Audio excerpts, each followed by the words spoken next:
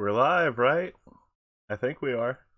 This is the second time I've done a scheduled stream, so I'm still not exactly used to it.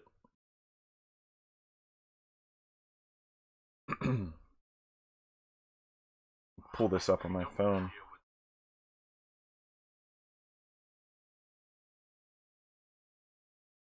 Yeah, we are live. Awesome.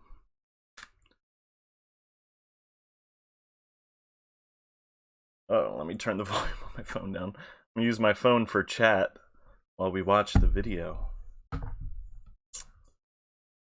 Is anyone here yet? Saw a couple people in the pre-chat. I was recording DuckTales before I started.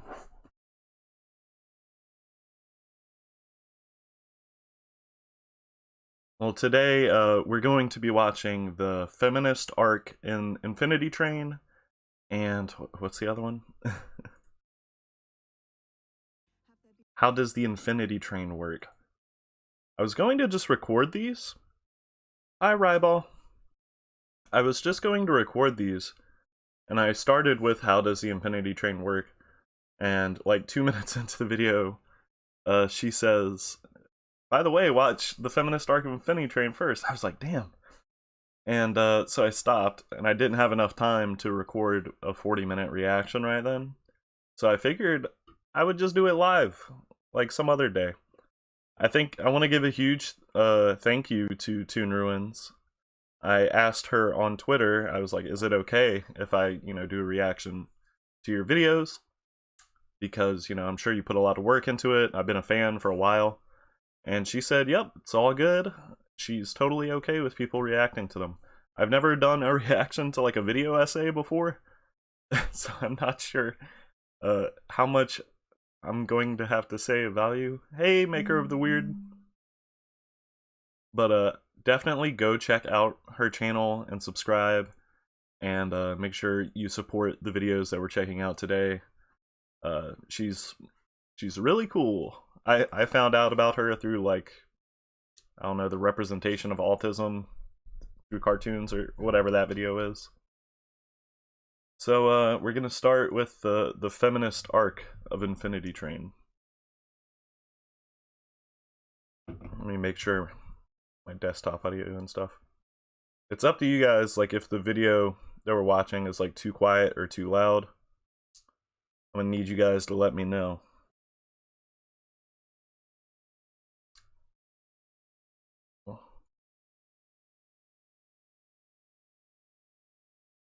Control 2 is how we do that, right? Yeah.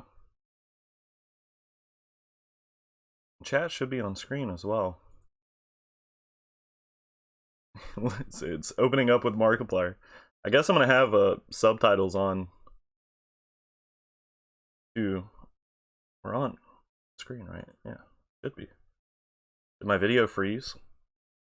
No, it's working. Okay. The sound is good to you.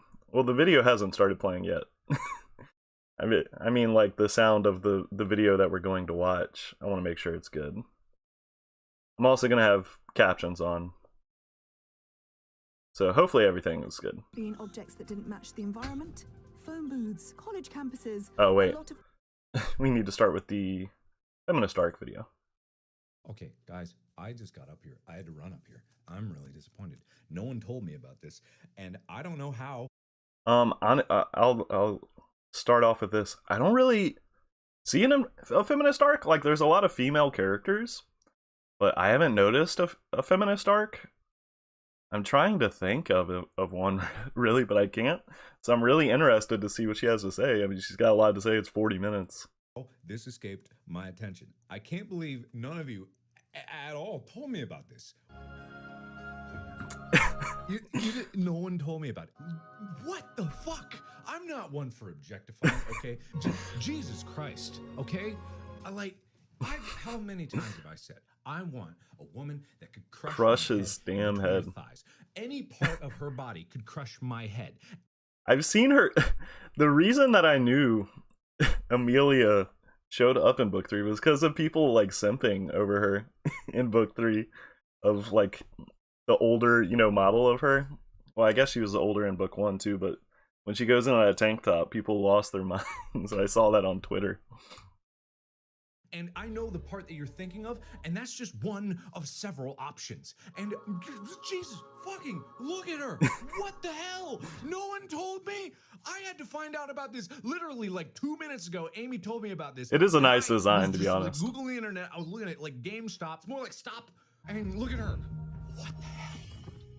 What the hell was Markiplier talking about in the original first video? off, no, Okay, this that's kind of video loud. isn't going to be an Amelia Thirst video. Unless we're thirsting after good character development, then yes, I guess it is an Amelia Thirst I wouldn't video. mind an Amelia I know Thirst what video. those of you who follow me on Twitter were expecting, but that's not what the subject of today's video is, despite the self-aware opening. And no, the title isn't clickbait. Today, we're going to talk Feminist about arc. how Amelia Hughes from Infinity Train has possibly one of the best unspoken feminist arcs in children's media, and how it would be a shame if the series was never continued to show it.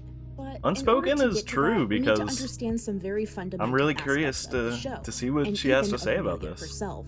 Now, 'Cause I haven't this is picked your up on only it. warning that this video can Books 1 and 3. By the way, you guys, I have finished recording my book 4 reactions. I would ask that if you're in the live chat to try and keep book 4 spoilers down, though, because some of the people in the comments have said they've only seen up to book 3.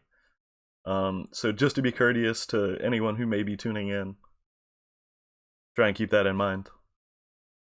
contains spoilers from Infinity Train books 1 and 3, as well as covers subject Also material content on warning, misogyny and other as she potentially says. triggering subjects such as suicide. If you haven't seen these parts of the show yet and don't want to be spoiled, or are sensitive to the aforementioned subjects, I heavily suggest turning the video off now. With that out of the way, though, Really it's curious time for what some backstory on who suicide- Amelia how is suicide and is why gonna she come into boarded this. the Infinity Train. Perhaps you should spend less time with your toys, Amelia. It's not a toy, it's a crystal radio. You can go first, fuck it, you can go twice. I'll make Her videos are really well edited, all the ones I've seen. The cultist arc of Infinity Train. I really liked book 3. Book 3, I'm gonna interact with you guys while we watch. Book 3, I've enjoyed every book more. You know, again, on the second time, book 3, so far, I haven't edited book 4 yet, but book 3 has been my favorite to rewatch so far. I think it got way better on the rewatch for me personally. Oh, very acceptable part. You're obviously a robot. I honestly thought Amelia was going to play a bigger part in book 3 before I watched it for the first time. I thought she was the main character, actually.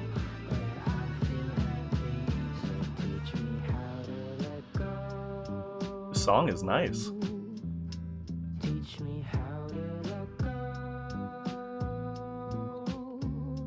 'Cause I'm trying to learn all that could help me to be less concerned. I wish I could edit like her. For those of you who don't know about Infinity Train and are still watching this video, first off, what are you doing?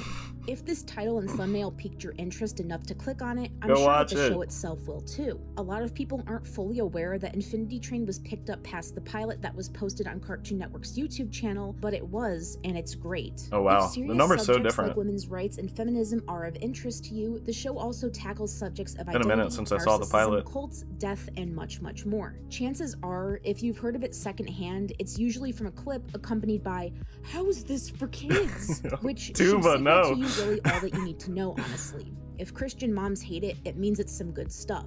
Even That- if I personally think a very these good posts point. are overkill and personally believe that kids can handle complex subject material and adults underestimate their ability to do Also so. heavily The show agree. is available to stream on HBO Max, but you're not here to listen to where and how to watch it, so consider the obligatory signal boost part of this video to be over.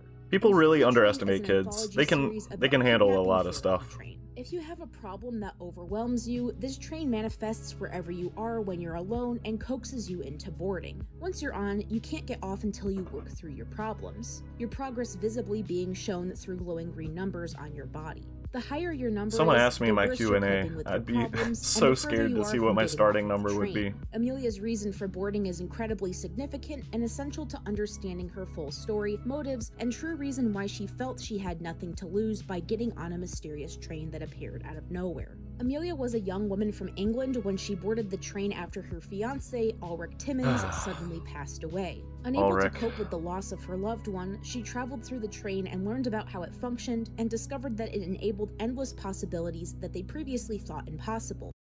I'm sure she's probably going to talk about it in either this video or the How the Infinity Train Works video. I'm Max Don. I really wonder how many times she really tried to recreate Ulrich. And how was Hazel like the best almost recreation? It's like Hazel's a little girl and Ulrich is a a grown man.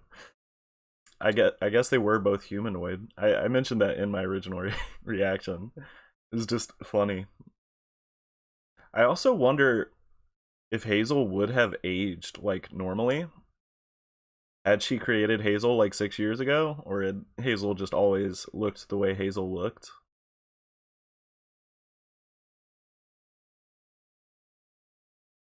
Even when it came to the revival of the dead. With newfound hope that her love could still be saved, she made her way to the engine, which is where the conductor, 1-1, resided. I also wonder if anything from book 4 will and for him to make contradict her a car this. where they could live out their days together, but he refused. Upset and driven to near madness by both rejection and grief, Amelia dethroned 1-1 and took over the train to fully realize her own desires. Unfortunately, yeah, how long bringing was Ulrich she back in charge? proved to Was be it a like rather 30 arduous years task. or something? Not only did she fail and create several half-finished train cars and sentient turtle people, but she also spent over 30 years of her life devoted to this vision. Over 30, yeah. For 30 years, she did nothing but attempt to realize her vision and run from her shattered reality. This resulted in a once low number of 337 to climb up her neck and into the thousands. Her body and mind Probably aged well into the her damn late millions. 60s as the years passed, wasting her youth chasing an impossible goal rather than accepting the truth. Her trauma then And I would have bled down, loved to see causing how others who were Amelia on and the train to cat become met affected by her self-destructive initially. behavior, while also inheriting their own trauma from her selfish actions. Her takeover of the train not only indirectly led to the gruesome Rest in death peace, of a my man, passenger, Simon. but was also the main component in forming a cult of traumatized children who worshipped her and formed their own meaning from her actions.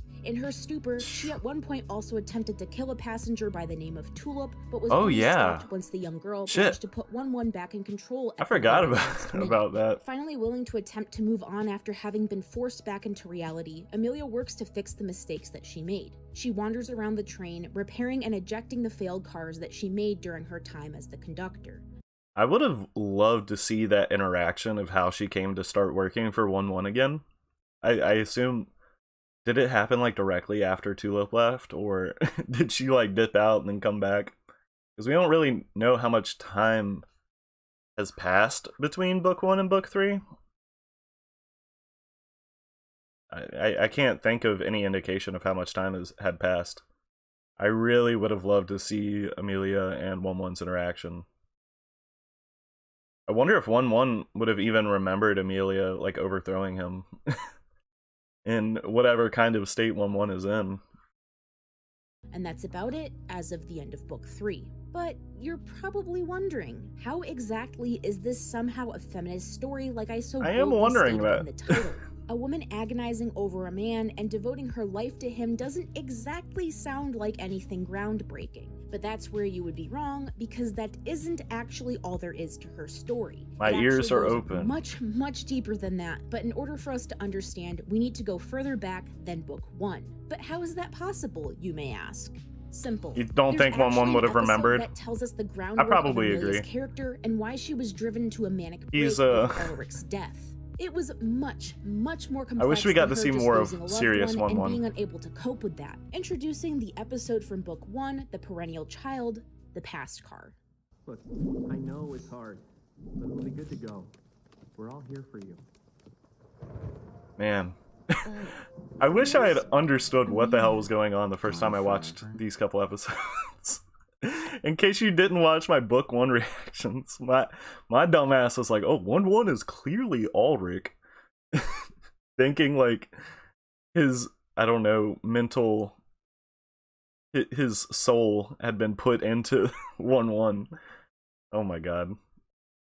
That was so So dumb. At surface level, this episode only serves as a way to show both Tulip and the audience that the conductor isn't some heartless robot, but actually someone who is hurting others because of her own pain, and not necessarily because she's this irredeemable and heartless There's the monster. handkerchief. It was an episode that was made to make us empathize with the antagonist, and also to be relatable for Tulip, who's fundamentally dealing with the same thing, in regards to being unable to cope with change. And while it does complete its purpose rather effectively, there's a lot more to analyze about the snippets of her life that we do end up seeing. We can actually find out a good portion I haven't really of her watched life story any just by picking up analysis on on subtext, these and it's actually pretty these amazing videos just how many hints the or writers episodes. gave to us in the background. There's a lot of clues that you wouldn't think were clues, and this is something that Infinity Train as a show in general excels at. Yeah, However, they're really in order great to at give a attention to greater context detail. to everything that I'm going to be talking about, we first need to nail down the time period in which she lived before boarding the train.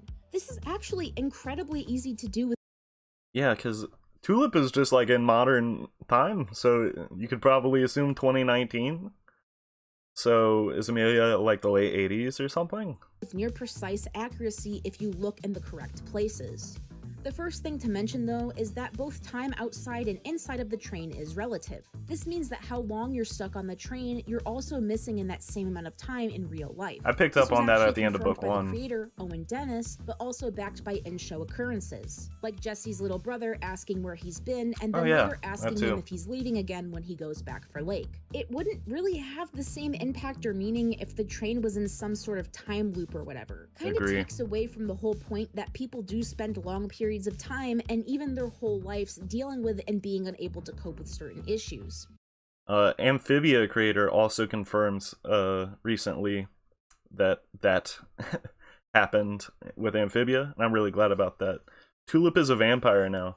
Yeah, in that scene, that's actually how I like realized that the time passed the same, because it was like she had been on the train for like 7 months or something. Because it was like 5 months later, or maybe I have it backwards, because it was like however many months later, and she was going to game design camp. So it had been like a full year since the first episode. I do wonder, like, does no one in her life notice that she doesn't have a reflection? It's kind of insane if just no one picks up on that. I would love to see what's going on in like the normal human world with something like MT or Lake, Lake existing in the real world now. Like it's like not something that you can easily hide, right?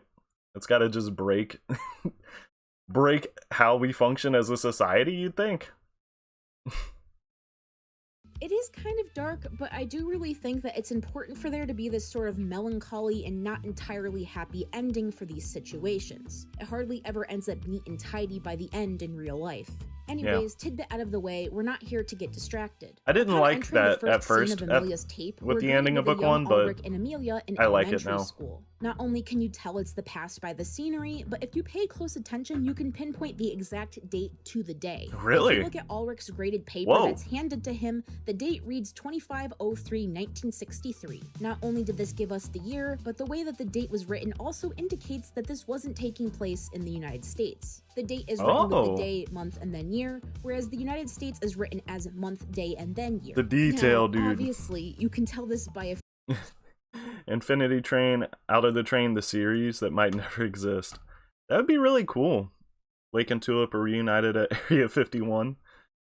It'd be really cool if, like, in a future book, if the show were ever to be picked up, if there were, like, a character that is, like, part of the government that's, like, there's probably a fan fiction for this, is, like, trying to understand the train. Like, they, have all these people that come back and, like, are like missing for months or years, and they all report like the same hallucinatory experience. Wouldn't that be awesome? It's like the government is exploring the shit, like thinking it's aliens or something.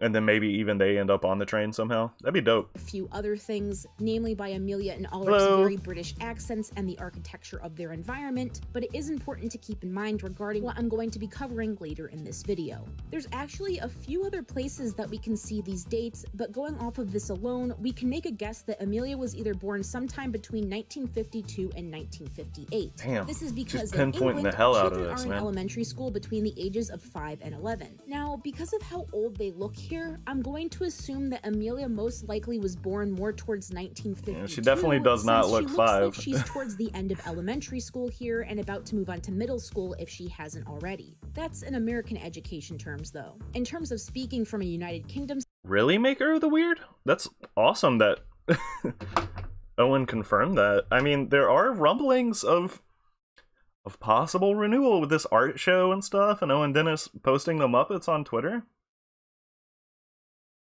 I would love to see that. I would love just to have the complete vision brought to life, all 8 books. She would be in either year 6 or year 7. Year 6 being what we still consider to be the last year of elementary school here in the States, and year 7 being what we consider to be the first year of 5th grade middle counts as school. year 6. Later in the tape, we get to see both her and Ulrich graduating from university. Now, while we don't actually get a day or month here, we still do get the year if you listen closely enough. Really? Congratulations, class of 76. Wait, Wow. did you hear it? I'll play it again in case you didn't. Yeah, I heard it. Congratulations, class of 76. The That voice person who's actually giving kinda the sounded speech familiar. States that they're in the graduating class of 76, otherwise known as the year 1976. This means that here, both Amelia and Ulrich are approximately between either 23 or 24 years of age, depending on the time Damn, of year that my they age. graduate. We unfortunately don't get an approximate time scale beyond this point in the flashback, but we can still use other things in the background to determine the timeline of events. In the background of Amelia and Ulrich's house, directly before Amelia Is that proposes an to NES? Ulrich, we can see him playing a game on the TV. The first home console, the Odyssey, was created in the year 1972. Damn. If you look at the shape Never of the heard of system, that it does console. look very reminiscent to that of what the actual Odyssey 2 system looks like. Bro, she is so smart.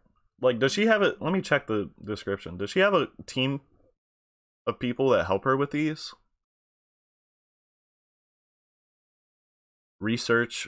Resources. She's so smart. I wish I could be as smart as these people that make these videos. The Video Odyssey essays 2 and was stuff. released in 1978 in Europe, so this means that this scene most likely took place a little over 2 years after their graduation, meaning that the year was probably around 1978 or 1979, give or take. Unrelated to Infinity Train. I haven't seen the Alex Bale SpongeBob theories. I don't think. Did he do Skin Theory? Because I like the Skin Theory. That video is really fun. This would put them in their late 20s, approximately between the ages of 26 and 27, which would fall in line since the average age to marry in the United Kingdom around that time was between the ages of 22 and 24. It isn't just the gaming system in this scene that indicates this time period, however. Did she say the average age of in marriage? the United Kingdom around Damn, that she's time got was all the between ages statistics, of man. 22 and 24. It isn't just the gaming system in this scene that indicates this time period, however. You can also look to the other technology in the room Oh boy, to what confirm is it? this, such as the computer in the background. Bro, there's a or computer? Ulrich's I voice did- changer. I Their didn't even computer notice. actually looks astonishingly similar to that of an Apple II personal computer, which was first released in 1977. Man, she's further pointing solidifying all the this stuff. timeline that we've built so far. We also know, based on what Amelia says in Book 3, that she hasn't received a compliment in over 30 years, implying that she's been on the train for that amount of time and likely longer. But if we I did like see an Owen Dennis like posted like some concept art for like book 5, I think. Of like young Amelia with like a turtle denizen. Thank you, Meat by Cutie. I wish summer meant anything to me, because unfortunately I'm an adult that works a job. we wanted an actual time frame for how long Amelia was on the train, we do have an actual number. In Really? the Infinity Train short, The Oh. Snow Car, one exclaims that he was stuck in So about the shorts, I actually did watch these. A lot of people are asking me about them, but it's like the only file that I've ever had corrupted was my reaction to the shorts, which was really unfortunate.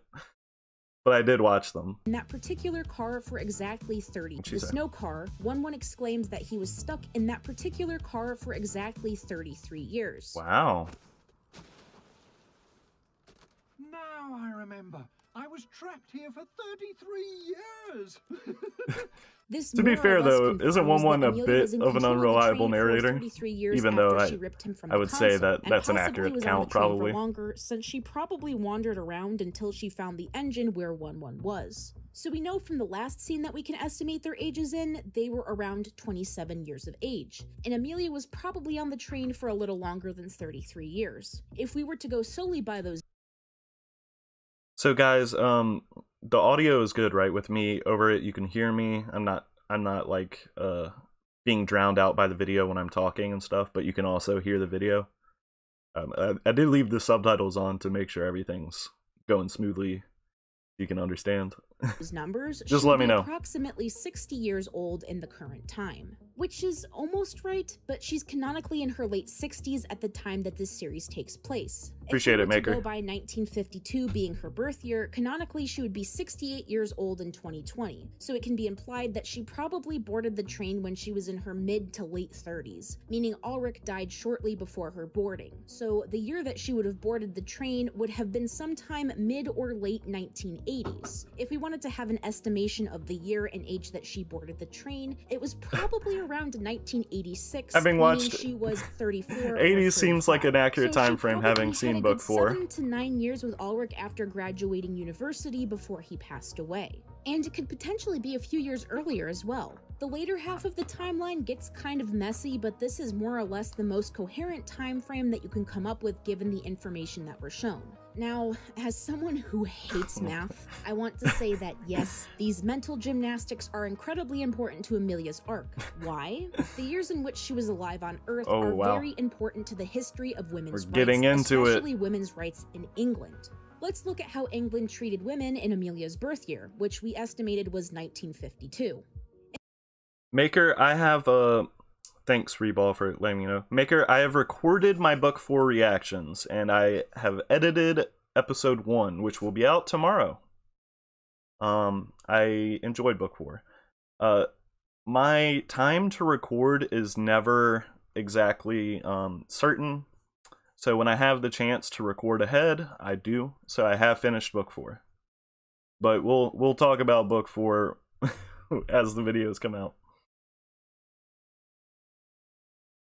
Oh wow, that's really awesome, Garcia. Owen, he seems like a pretty cool dude from what I've seen on Twitter, and I saw like a video of him talking about like the book 2 DVD release. He seems pretty cool. I can take what she says as straight facts. That's awesome. I never would have thought about any of this stuff going into it, man. And admittedly, I know pretty much nothing about the women's rights movement in England from the 50s. So we're pretty much going to be getting a history lesson here. I'm pretty excited for this. In the 1950s, teachers who were women would have just begun receiving equal pay when compared to their male colleagues, Oh, wow. because of a law that was passed in her birth year. In 1954, equal pay for women in the civil service was also required by law. Before then, What did I just say? like Free in the- abortion equal on pay for demand? women in the civil service was also Women's liberation supporters of something workers party candidates. required by law. Before then, just like in the instance of teaching, it was legal to pay women less than men. This was Insane. because men were seen to be the breadwinners, and so women's income was seen as fun money for luxury spending. And in some cases, Wow. women didn't even get to keep their own money. Their What? husbands would take it. What? In 1961, the birth control pill was introduced, but only married women were allowed access to it legally. It was only in 1967 Wow. that it was made available for all women with the National Health Service. Also in 1967, Insane. the Abortion Act of 1967 was enacted, legalizing abortions by registered practitioners and making abortion legal in all of Great Britain. And in 1970, Is abortion finally, still the Equal legal Pay in Act of Britain? 1970 was passed, Are they prohibiting past like the debates America is currently having in regards to any it? less favorable treatment between women and men in terms of pay and conditions of employment. In 1971, the first Women's Liberation March took place in London, and in 1975, it became illegal to discriminate against women in work, education, and training. There was, of course, Nice. much more that happened for women's rights Should have beyond happened, this in this time probably period and earlier. beyond, but I'm not a history YouTube channel, and I'm sure I wouldn't be able to cover it nearly as elegantly as one. I'll put the timeline of events in the description below if you want to better understand what this time period was like and how important it was, but We're gonna take a look at that real quick. I didn't see a timeline. Or is that what these research resources are? I guess. I'm not gonna bother with that right now. Maybe I'll look through that in my own free time.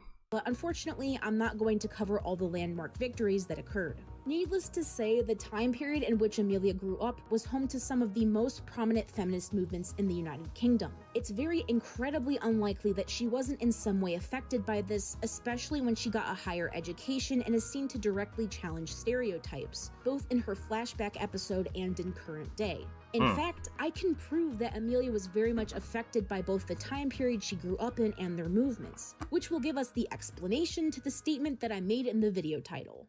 It was easier when I thought the conductor was some heartless robot thing, but now I know she's a person named Amelia. And now you know she's exactly like you. And she's running away from the changes in her life because she's afraid. Like me. Like me. I love that scene so much, bro. Going back to the first scene that we see her and Ulrich in, she's seen tinkering with a crystal radio. When handing their papers back, her teacher scolds her for playing with it and calling it a toy, being dismissive of the fact that she's taking a healthy interest in advanced technology for her age and boiling it down to simply being a toy. Bro, she is so smart. Like, I did not pick up on any of this stuff. Oh my gosh. Knowing how deep So many Infinity Train subtleties. gets with its problems and subject material, this was probably a very light gesture to let us know that her interests are not being taken seriously and dismissed simply because of her gender, especially when in direct comparison to the praise of her male colleague who just so happens to be her supportive romantic interest. She can also be seen rebelling against gender norms in her clothing when she's an adult, which was a very common way that It's a nice look. I like the fit. women in the feminist movement used to rebel against the system and common gendered stereotypes. Though I'm sure that this is well-known information for most of you, as you've probably been familiarized with the flappers of the 1920s feminist movement in the United States. Yeah. In the 1970s, it became common for women to dress androgynously and wear things like bell-bottom pants and jumpsuits. This was to signify that women could choose who they wanted to be and could wear whatever they wanted, even if pants were still more or less viewed as attire that men more commonly wore. Yeah, Garcia, I love video essays. I watch them like quite a bit in my spare time. It feels kind of weird to watch like on a live stream, I guess.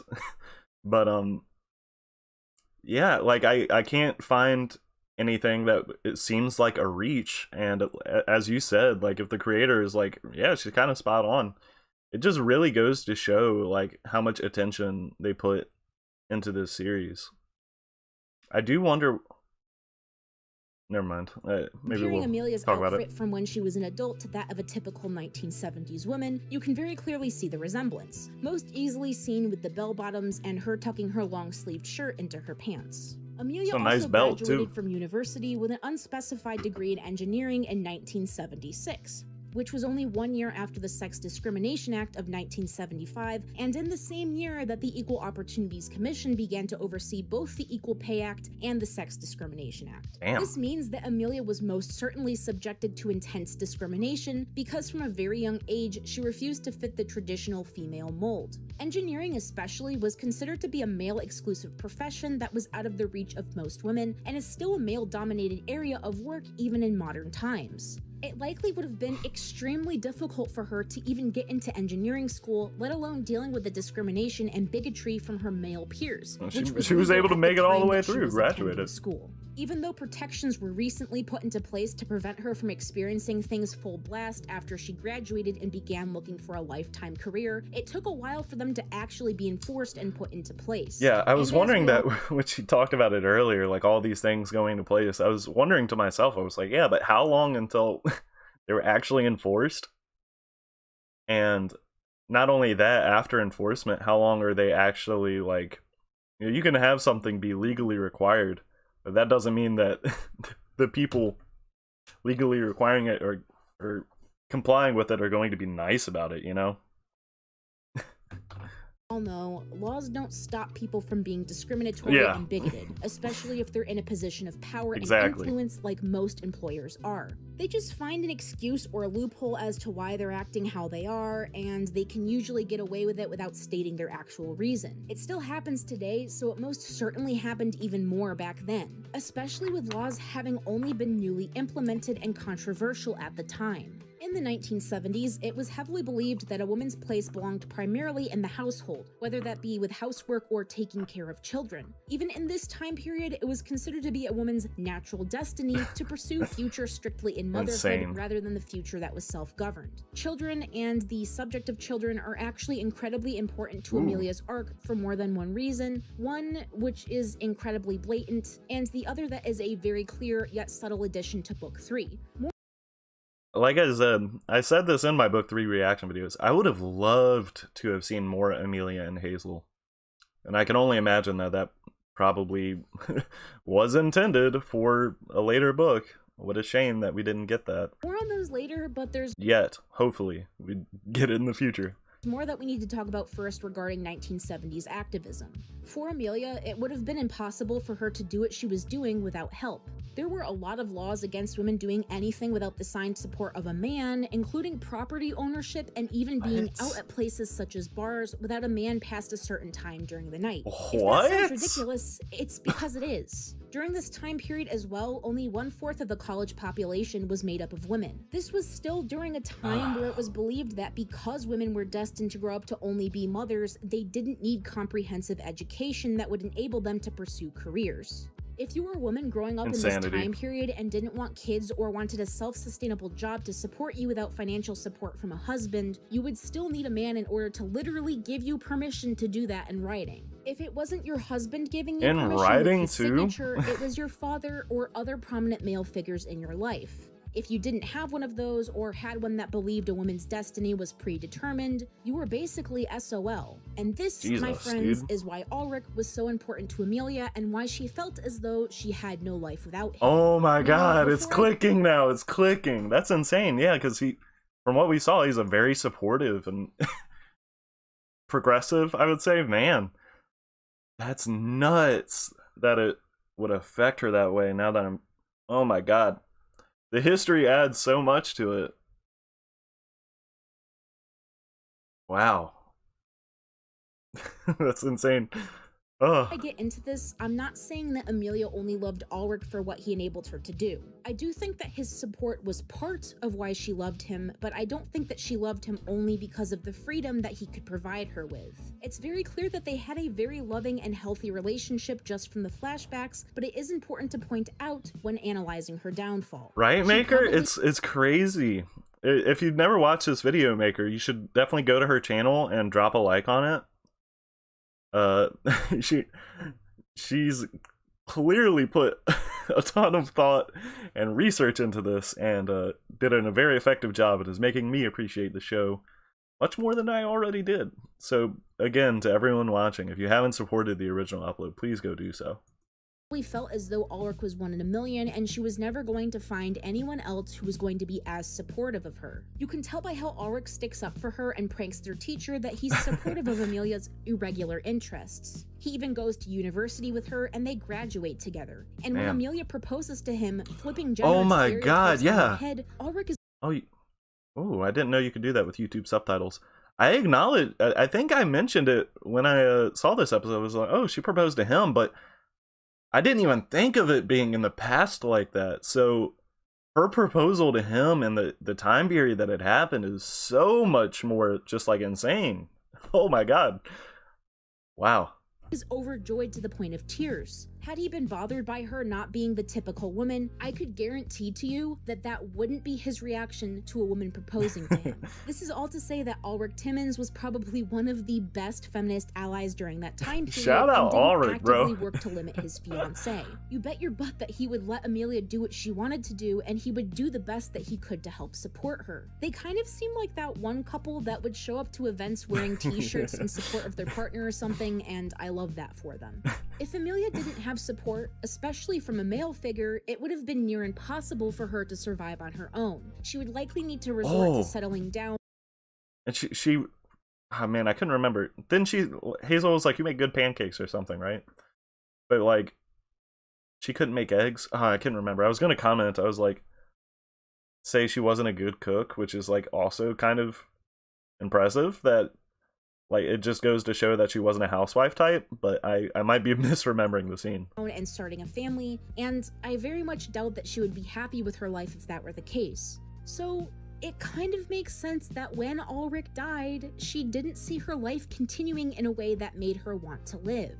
In her eyes, the only change that would happen in her life would be negative. She probably thought, due to her past experiences, that no one else like Ulrich would ever come into her life. I would love to know more about her parents. The social ostracization that she probably would have experienced by working in engineering and not having children at her age. Needless to say, I don't really think she had a whole lot of people in her corner. Even before the funeral began, there were only 4 people that came to offer support and check on her. This probably had her feeling incredibly alone and helpless, and like her life was over. Oh, you Even love going Amelia? through her memories and pausing the episode to see the finer details of some.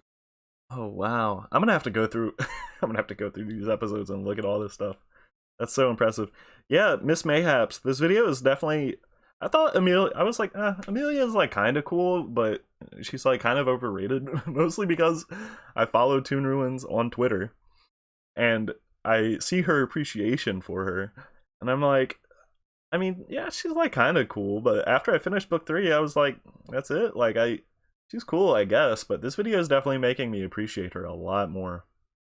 For sure. Some of them, Ulrich was the only person that she was ever with. There's no visuals of any other people, not even her parents. Oh, they're so cute. Ulrich was always there since she was very little. She also likely didn't have the support of her parents if they were traditional, which is why her tape in general just has a lot of static. Damn. For those of you who don't know what the static and the tape means, it's basically what happens to the person's memories when they either purposely incorrectly recall what truly happened to cope, or when they keep the memory at a distance because it's just too painful. Miss Mayhaps, I agree, make her the weird, but Miss Mayhaps, I'm gonna watch that one after this. I was actually going to just record these reactions. I'm glad I didn't though. I think something like this, which has like a lot of discussion and stuff to talk about, I think it's better live. But we're gonna watch that one after this. I watched like the first 2 minutes of the How the Infinity Train Works video because someone recommended that and this video, and then someone was like, and then Leah was like, by the way, watch this video first. I was like, damn. So we're watching this first, and then we're gonna go into How Does the Infinity Train Work. Yeah, Garcia, I wouldn't say she was dull. I really loved her attitude and her interaction with Grace and stuff in book 3. I loved especially there's that scene where they're like talking, they're like, is she staring at us? And they all just look at her and she's like, what? And they keep staring at her and then they all just turn and run away. I love that scene so much. But as far as like actual characterization, yeah, this is definitely doing a lot for me. It's making it a lot better. Yeah, I definitely loved her attitude in book 3. In book 1, like I like the ending of book 1 a lot more now than when I first watched it. When I first watched it, I was like, man, everything was so fast. I don't know if I really like it. I felt very conflicted. But after having sat on it for like, I guess it's been a few months now, I do enjoy it. Jacked as hell, bitter old lady. Yeah. Man, I would love to have seen more of her and Hazel. Ugh. God, please renew this show. Ugh. Amelia has a lot of these static-covered moments, and it's likely that a lot of them involved unaccepting parents or negative interactions involving discriminatory and misogynistic behavior. I do think as well that the only reason she was headed to their old university was to end her life in one of the places that she had fond memories. Damn, yeah, why would she be on the roof? What other reason would she have had to head to right? the top Oh of my the god, building I didn't in the even middle of the night with no think one about around? that. The train knew, and that's why it appeared there to intervene and stop her. Oh my god. Although this needed to be hinted at rather than blatantly and obviously stated for, you know, reasons being that it's marketed towards a certain age group. you can only really get so much past the executives before they tell you to stop. Divorce. If you remember at the end of book 1, Amelia did kind of state that she didn't want to live without Ulrich. Yeah. You can't keep trying to recreate your old life. You have to learn how to live in this one. Don't you get it? I don't want a life without Ulrich. Honestly, her hair got a glow up in I'm book sure that 3 these too. details were intentional since background details in Infinity Train, as I mentioned earlier, are one of its strong points. I mean, you can literally see the steward in the background of scenes a lot of the time before I noticed they officially appear. A lot of people said that predicted that Hazel was somehow related to Amelia because of the turtle imagery, a lot of people don't notice the lighthearted comment that she made about ballroom dancing. Couples do ballroom as a fun bonding activity. Yeah, I guess so. What, dude? Generally, small details like this are That's hardly crazy. ever just a coincidence with this show, and it always keeps you I definitely on which wasn't like Simon in that. I noticed Grace in it. Coincidence. Is that Simon? What the hell is? What is that haircut, my dude? What the fuck? Look at this dude. Look at the top of his head. Do we see any of the other people? Like in 13, that dude was almost done. Coincidence with this show, and it always keeps you thinking on which are put in intentionally as foreshadowing. If the only way she could possibly see herself being happy was when Ulrich was alive, her coming to the conclusion that she either needed to die or bring him back to life is when that sadly makes a lot of sense. It's why she went so far into committing and refusing to move on despite how many years of her life Atticus, she my ended up boy. wasting. And I do think that somewhere along the way, it became more and more desperate until she started actively harming those who were innocent in order to achieve her goal. I would have loved to Amelia see isn't the slow exactly descent. the most caring and nurturing person at present, and I do feel like this is because of how the world treated her. She was shown to be very kind and loving to Ulrich, and I think him dying was the final straw for her. She also had no intentions of leaving the train, since she seems to both like and thrive the train environment. Her goal was never to bring Ulrich back and then leave with him to go back to England. It was always to bring Ulrich back and then live there with him. I do wonder, I don't know if she's going to touch on this, would she have even been satisfied with the Ulrich that she created, you know? The slow descent would have been the content of book 5. I know, I saw that, Miss Mayhaps. Oh, I did see like the concept image. But wasn't book 5 like going to be a movie, Owen Dennis has said? So I do wonder if book 5 would have covered like content from before book 4, during book 4, and then after, or what.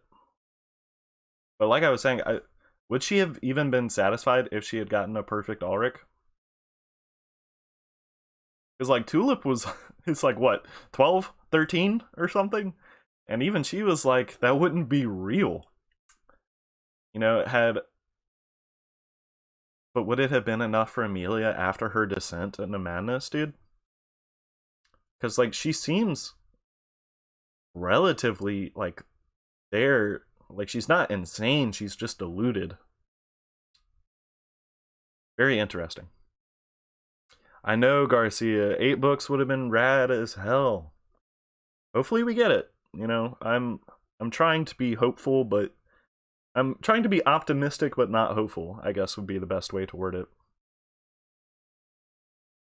That says a lot about how much she actually valued her life that she had before she left, if the only thing keeping her there was a singular person. This also ties into why she doesn't like children. Amelia liking children is essentially one of her most mentioned characteristics. In book 1, she's very aggravated by Tulip's interference and calls her a little monster, which seems to be a child-oriented insult. You got your exit. What are you still doing on the train, you little monster? In book 3, this is highlighted even more by her literally stating Imagine Amelia calls Tulip a little crotch goblin.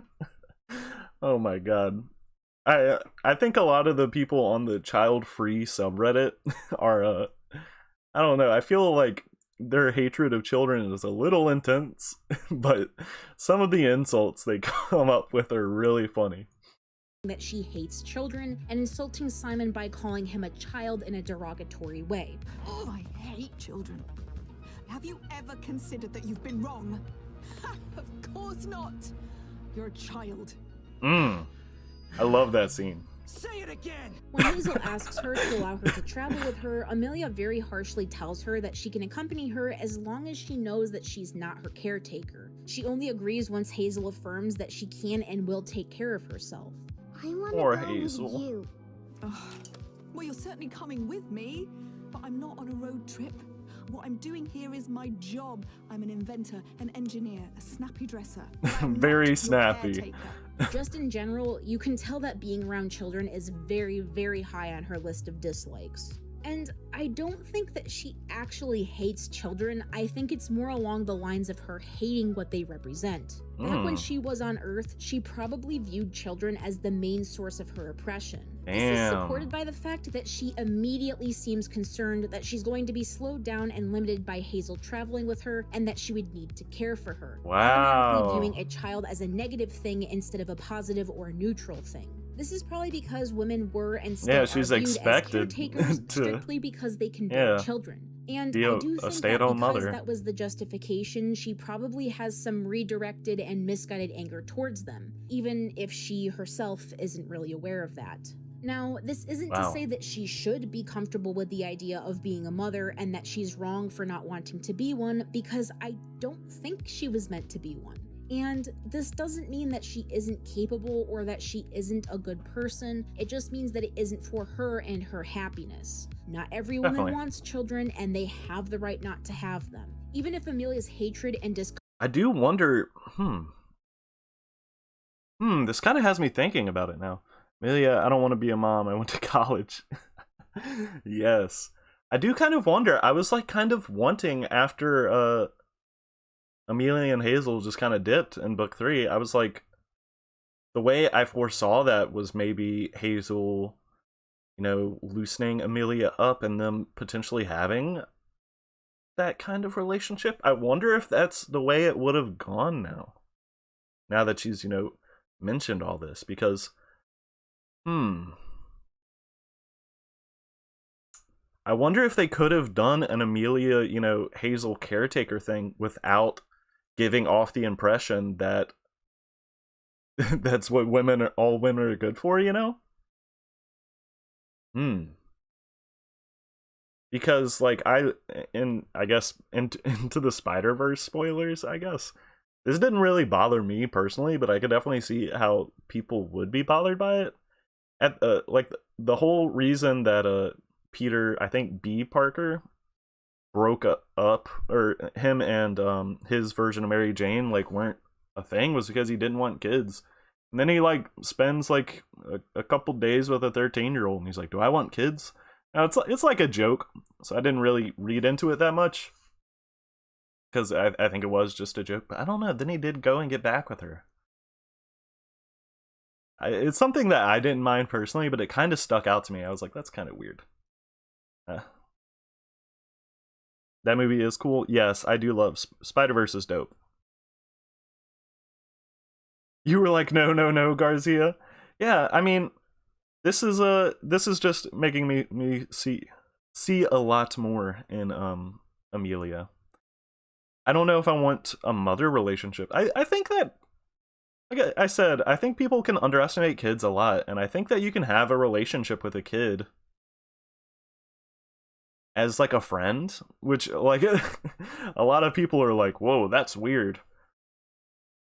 Understandably so, I guess you could maybe want to keep an eye on someone or be uncomfortable with that idea. But there are like a lot of people that, were in caretakers of mine that, weren't family or stuff that I had good relationships with.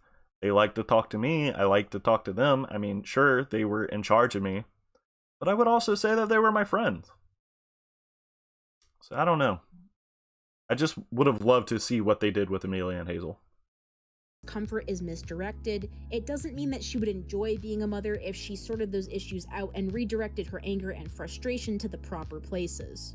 And this is where the symbolic nature of Hazel comes in. Yeah, okay. Hazel is one of Let's see what she has to Amelia's say failed about experiments this. that she made trying to bring Ulrich back to life. She has his hair color and is wearing his school clothes, but also has Amelia's starting train number and some of her and Ulrich's memories. Wow. This implies that she's technically a mixture of both Ulrich and Amelia, making them her mom and dad on a very basic level. That's a good point, While Garcia. Amelia is Hazel's creator and didn't have her naturally, she still is technically her mother, Uh-oh. and I'm sure that knowing Hazel, she will view her as such. Uh-oh. This is also why we had that whole scene in book 3 where Grace asked who Hazel's parents were and she got upset and ran to Tuba for comfort. Oh. I don't know. This was a good scene. Don't know? Most Hazel scenes are good What scenes. about your dad? He was... I don't know. This detail was intentional. Hazel technically is a child who was made on accident Aren't and we is now all? effectively being forced into Amelia's life, which was probably one of Amelia's biggest fears living in 1970 and 1980s England Wow. as a woman. This isn't Hazel's fault, and Amelia is justified to be upset about it, but both of them are victims of the system. In this case, the system is the train, but you get what I'm saying here. The ending to Amelia's arc would likely not be one of her accepting motherhood, but of her easing up on how she treats and views children. Because Okay. the thing not Yeah, I like mentioned like the child-free subreddit earlier. And like I think it's fine to not want kids, but where I kind of dislike that subreddit, if you're not aware, child-free subreddit is just a group of people who don't want kids, and that's perfectly fine. I don't think I really want kids myself. And if you're there on that subreddit, you know, this might not apply to you. It doesn't apply to everyone there.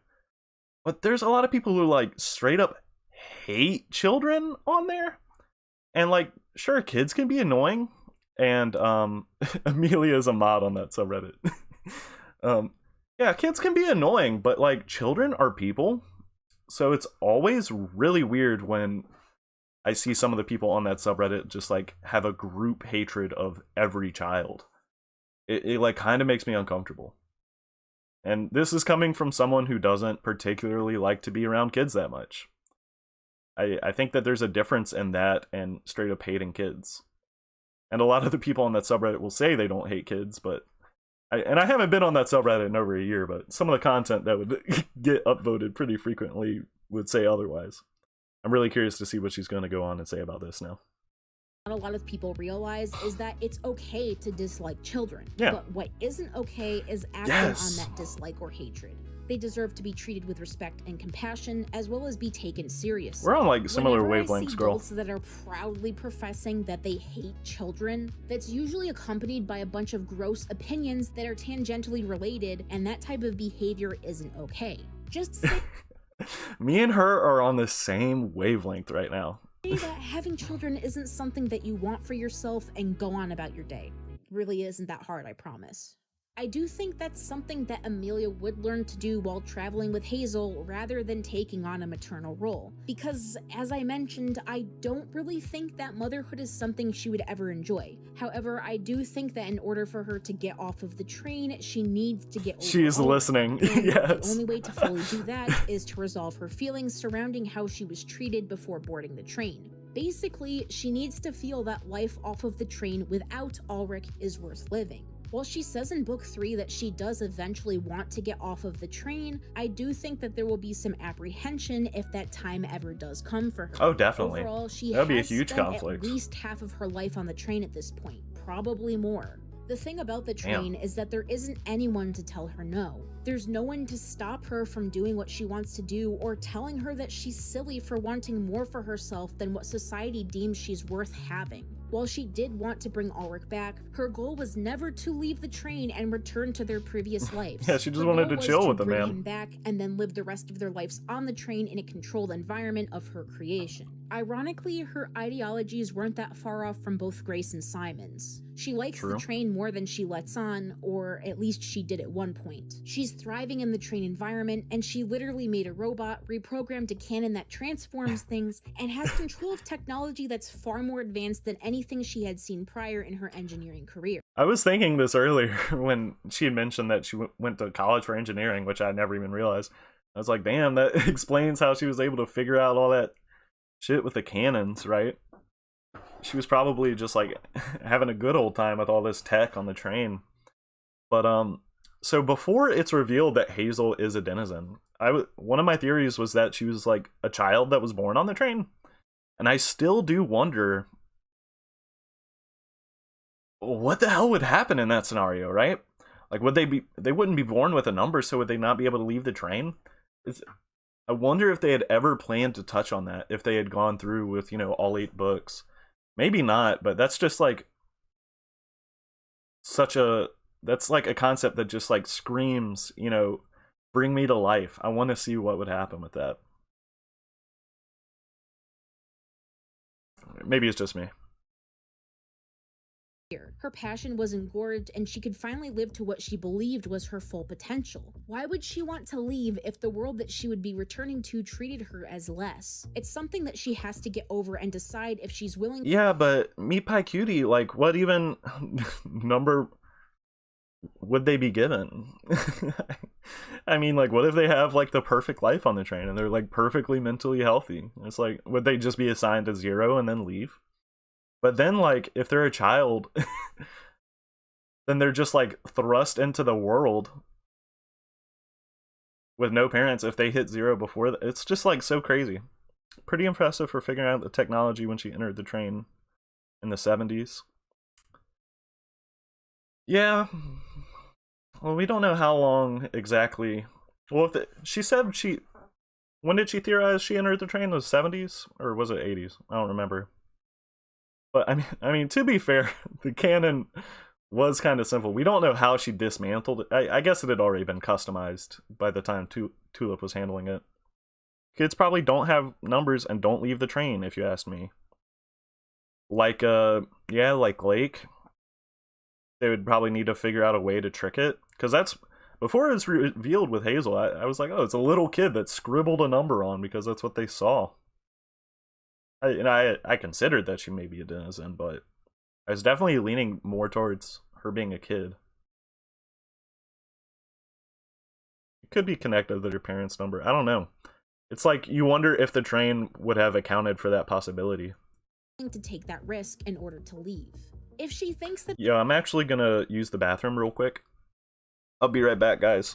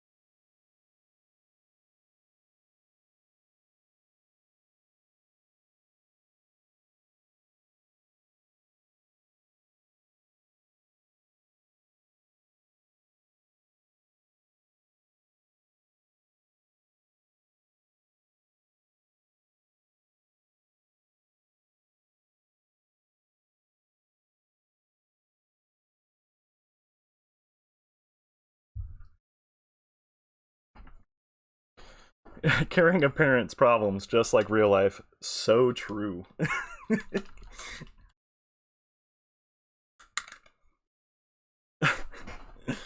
Oh my gosh. I do wonder if they would just genetically get a number. You think if a kid was born on the train, they would get a 0, then go to an orphanage.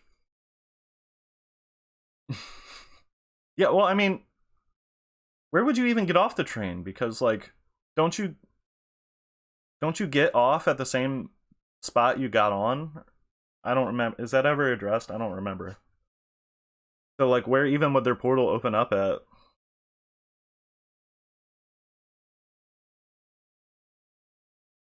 Passengers' belongings? That's a good way of looking at it, Miss Mayhaps. That's probably what would happen. But then, like, what happens if the parent dies?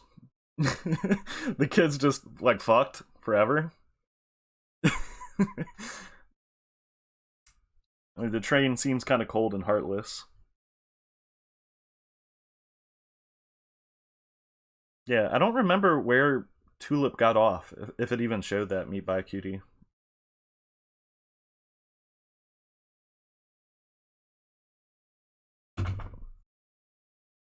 I still would love to know the kids of Denizen now.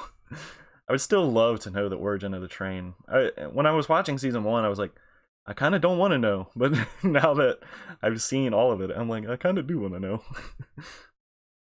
Like how Lake was able to leave the train.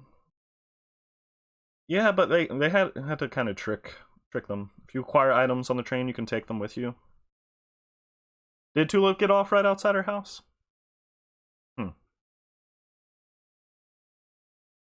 Where did Tulip get those clothes from? I don't remember seeing it. Opens up the place they want to be. Humans in the future? Maybe. Very interesting. So many possibilities. Let them finish their story, please. That it isn't, and things are as bleak as they were when she lived there, her number is never going to reach 0. Hazel is symbolic of a life that she was afraid of living, and so resolving her issues with her is what will ultimately enable her to leave the train. Unfortunately, though, this is going to be at Hazel's expense. Children should not need to help adults sort out their problems, but that is often what ends up happening to kids who have parents who either didn't want them, were pressured or forced by society into having them, or were not emotionally mature enough to have them. The kids— It's not possible to conceive in space? How not? Does gravity like prevent the sperm from like digging into the egg or something? I'm not calling you a liar, I just had never heard that.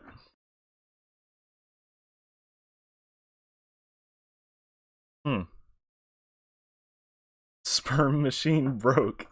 Kids in these situations end up suffering just as much or more than the adults, and unfortunately, this is something that's still very common today. Amelia's story is, on a very basic level, a story about feminism, but it isn't a feel-good story that romanticizes the women's rights movement into this inspiring story of all, like history classes often do. It's a really subtle, sad story, and it's dope. Are something that is inspiring, like most social justice movements and figures are. We lose the horror and reality behind the reasons why these movements were being done in the first place. And we will continue to do so if all of our media boils it down to stories of inspiration. While it's also important to celebrate how far we've come, it's also important to— The civil— oh my god. I could rant about that.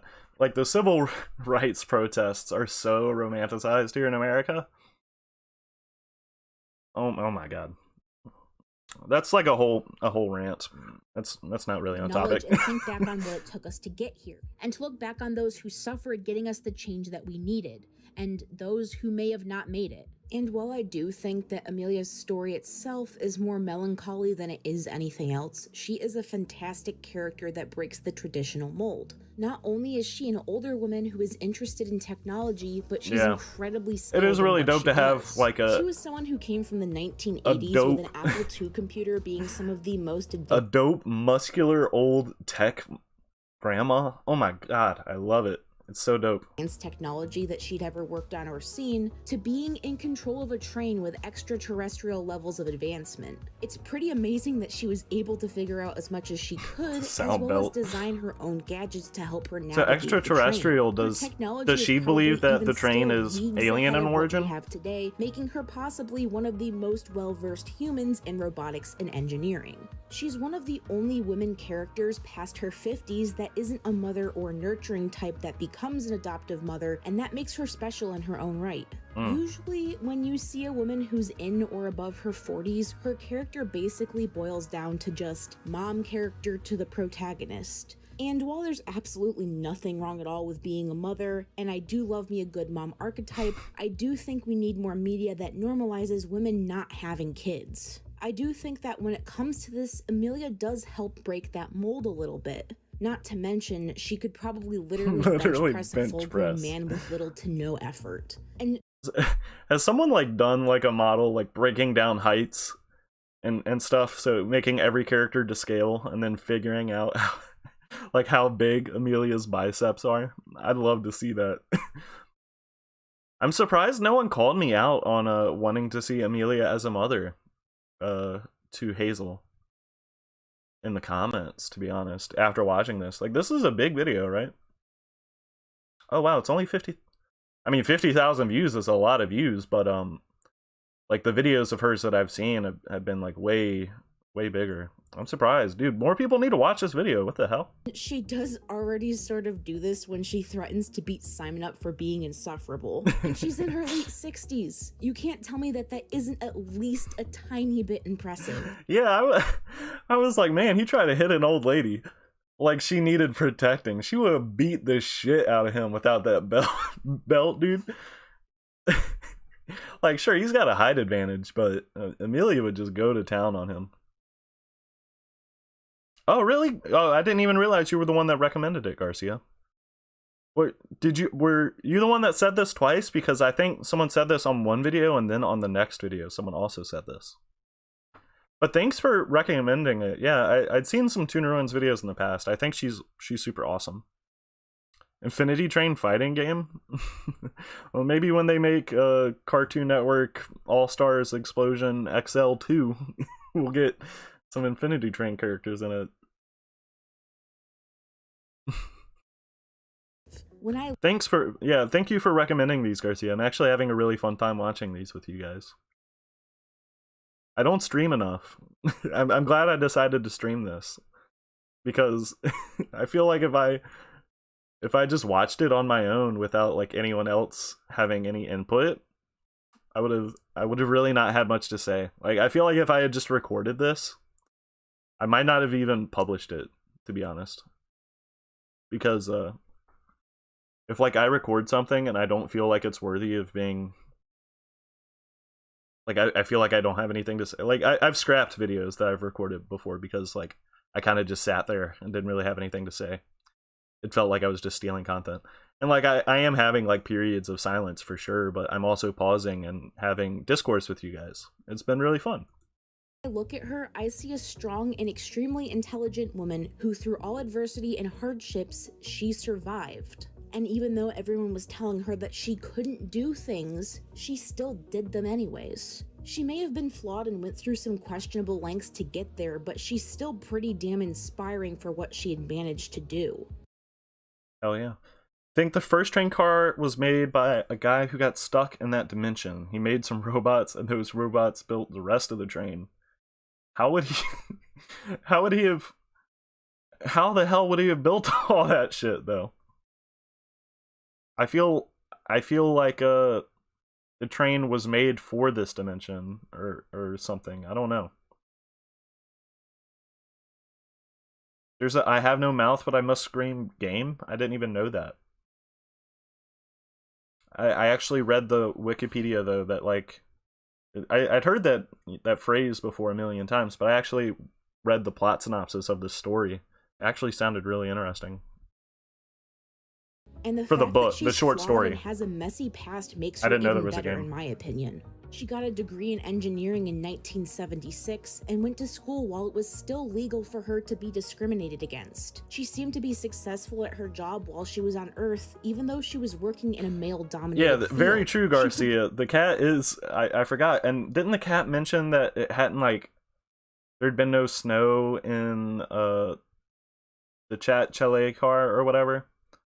Didn't they say that it had not I'm blanking on words. Didn't they say there'd been like no snow or rain or something there for hundreds of years?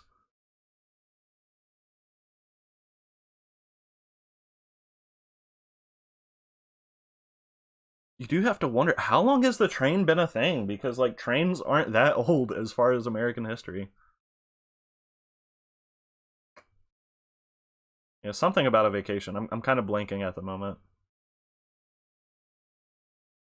I do wonder how long the train... I kind of like it being cryptic, especially when I was going through season 1. I was like, I don't want answers. But now that I have seen the entire show, I would kind of like some answers, admittedly. After all we know, the train can present itself differently to different people. That is true. But like, when the train shows up... Oh my god. But like, when the train shows up to pick someone up, it's not like literally appearing on Earth, is it? I don't know. It's like weird. It's like the TARDIS. I don't know. I haven't watched Doctor Who. The train is malicious with the way it tries to help people. Hey, Mr. Meme. I mean, if you haven't watched Infinity Train, you're probably going to get hella spoiled. It basically kidnapped Grace and Simon. I mean, it just I think someone mentioned it. It was like, well, you have to get on the train. I was like, yeah, but you don't really know what you're signing up for, especially since it does present itself. Like with I don't know what compelled Amelia particularly to get onto it, but with Tulip, it promised to take her to Oshkosh. With Grace, it kind of like, I don't know, seemed like it like rolled out a red carpet for her, right? She was like, I steal for attention. And then it showed up and like had some importance to it. I don't know. Yeah. And then for Ryan and Min, it's like a rock star train, I guess.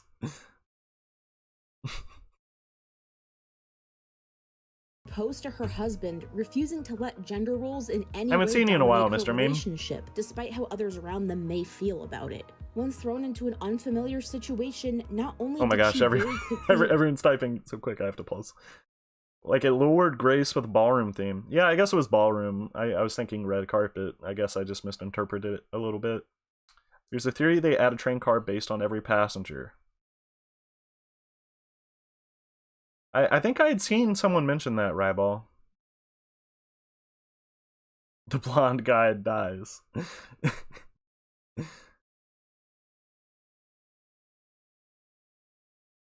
Yeah, I mean, like, I said to keep spoilers for book 4 down, but I'm going to say something that happens in episode 1 of book 4. I've seen it, but in case you haven't seen it, then be warned for like 30 seconds, I guess.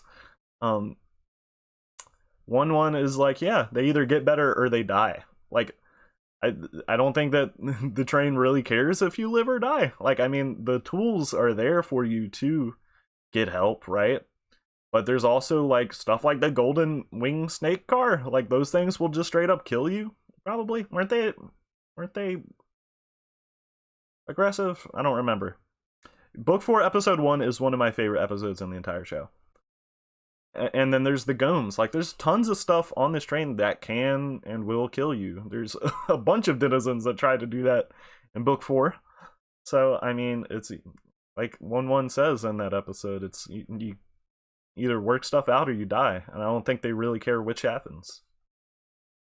Adapt, but she thrived and outsmarted the train is definitely not good-willed, I don't think. You can't tell me that she isn't a fantastic example of a strong female character, especially now that she's about to go through a redemption arc that is likely to test her harder than she has been in the past. I feel like she'll only end up getting even more compelling in book 4, where we'll get even more context to her life before the train and the dynamics of her and Ulrich's relationship. This story well, is you were a a little realistic wrong on that one, and is one that I believe can only have a bittersweet ending at this point. It's a story about a woman who grew up in a time period with very clear gender roles that were expected and forced in some cases. She faced struggles and held her head high, but did so because she had a very supportive partner by her side. When Ulrich shout out to Ulrich. I didn't really understand the Ulrich him love, but I definitely get it now. She felt that she had no one else, and so she boarded the train. She wasn't yeah, willing Garcia. to accept the change that came with his death, well, and only thought that the train isn't good or bad, it's just a machine. I don't know. I would say, yeah, I guess it is just a machine, but like with someone, I feel like if you're looking at it from a human morality perspective, it's kind of bad. It kidnaps you away from your life. I mean, I guess it does help you, but it really just kind of takes away all your agency.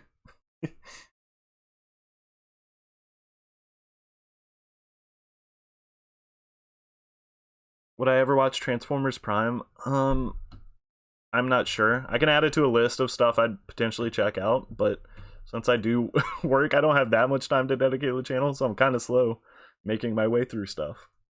things would change. It wouldn't be anytime soon, because the next show I'm doing is DuckTales.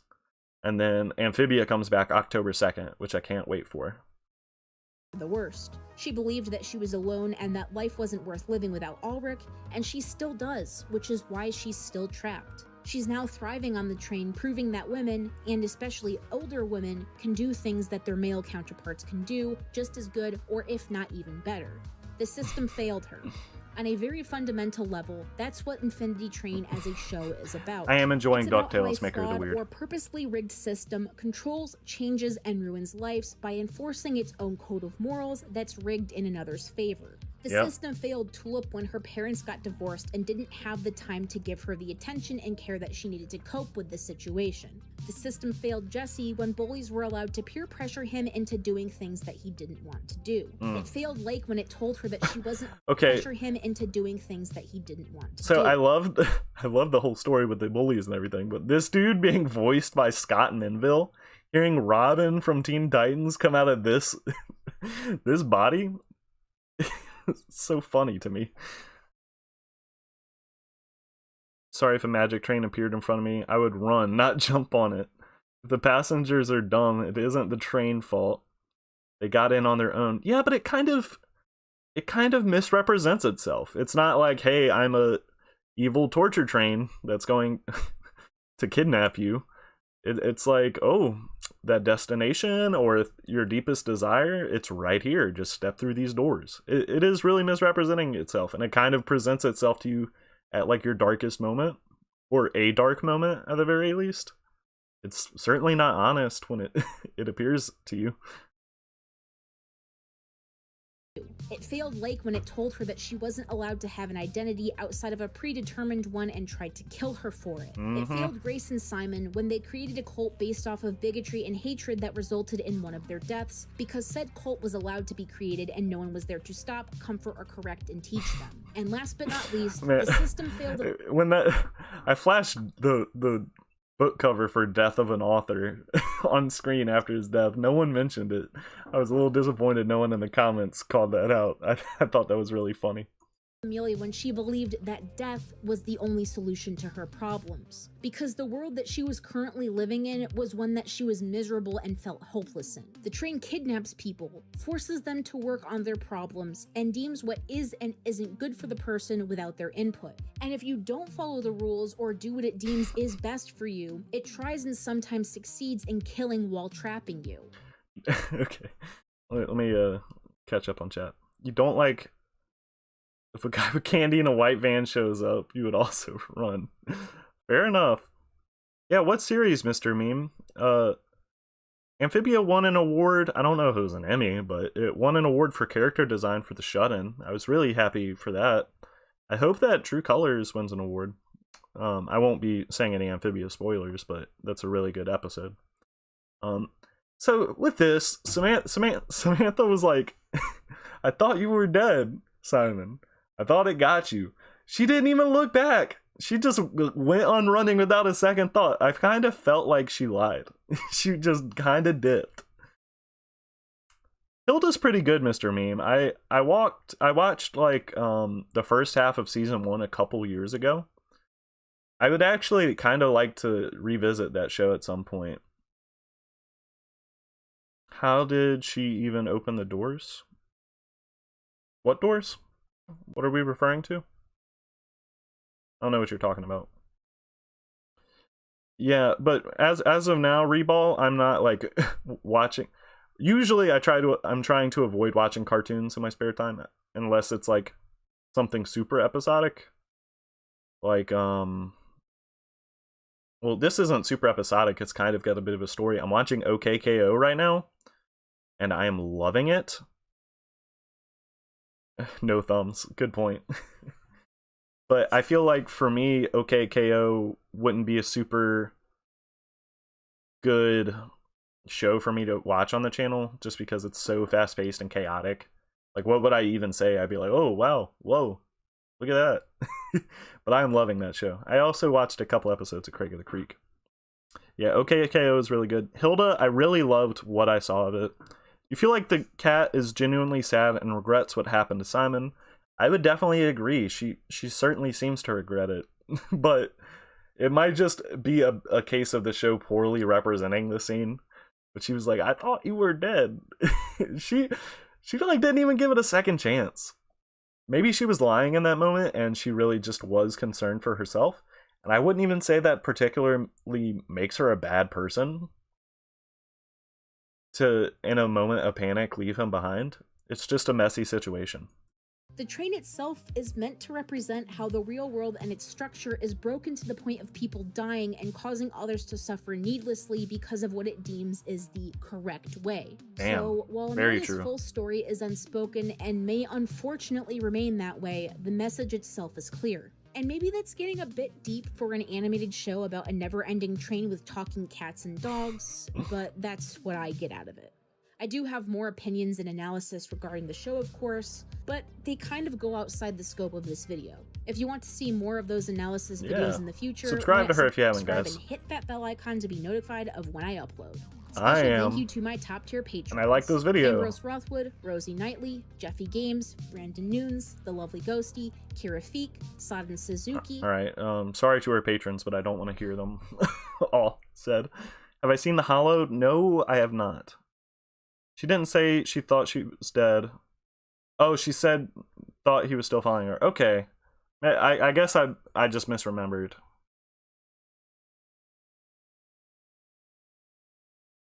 You think I should put some of the episodes up because they're really lore heavy? I'd considered that. After I finished season 1, I could see that the show is like going in a bit more of that direction, but I don't know. I think I kind of enjoy just having something for myself. I think OKKO is that show for me. I considered making like a video talking about a specific episode, not doing a reaction, but just talking about it. I don't know. Oh, hi, colorful colored roses. You missed the first video, the feminist arc. But I am going to leave this VOD up. We actually talked quite a bit. Like, how long has the stream been live?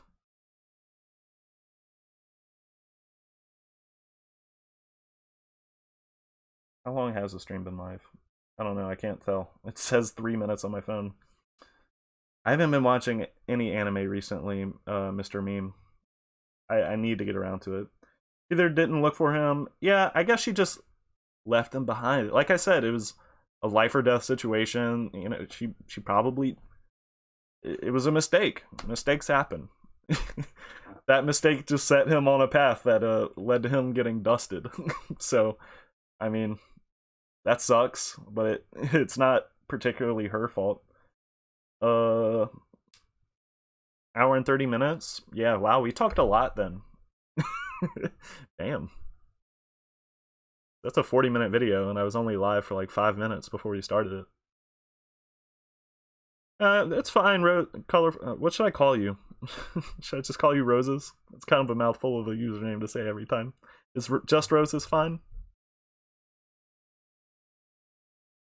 Yeah, that was a fantastic video. Now we get to watch this one. I did see the first minute and a half of this video. Color's fine. Okay. I think this video starts and everyone's like, turtles, turtles, turtles. Have there been objects that didn't match the environment? Phone booths, college campus. Now, I don't know what this video is about. Your BFL, can I call you Bob? If I remember. I'll try and remember Maker the Weird. I'll have you good for this stream, but in future streams I may forget, especially if I stream with the consistency that I have been. Yeah, man, that Feminist Arc Infinity Train video was so good. How many views does this one have? This one's about the same.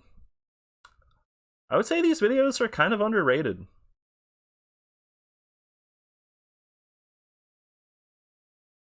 I mean, the Miraculous one has like 500,000 views. I guess people do like Miraculous. A lot of turtles. Too many turtles. Turtles. A number of turtles that makes you think, why? Why turtles again? Turtle? Turtles. Turtle, turtle, turtle. Turtle, turtle, turtle. You feel that no matter how tragic someone's past can be, there comes a point where you become irredeemable. You don't have to change your username. I feel that there's no point where someone becomes irredeemable. I mean, if we're talking characters, I think that you can write a character to the point where most people will not accept that they have changed. And I said that Simon was irredeemable a few times, I think, while watching. But I think Simon could have been redeemed. I just knew that it wasn't going to happen. And if they tried to do it, they would probably fail with the length of the series, of the season. But I think that in real life, anyone can change.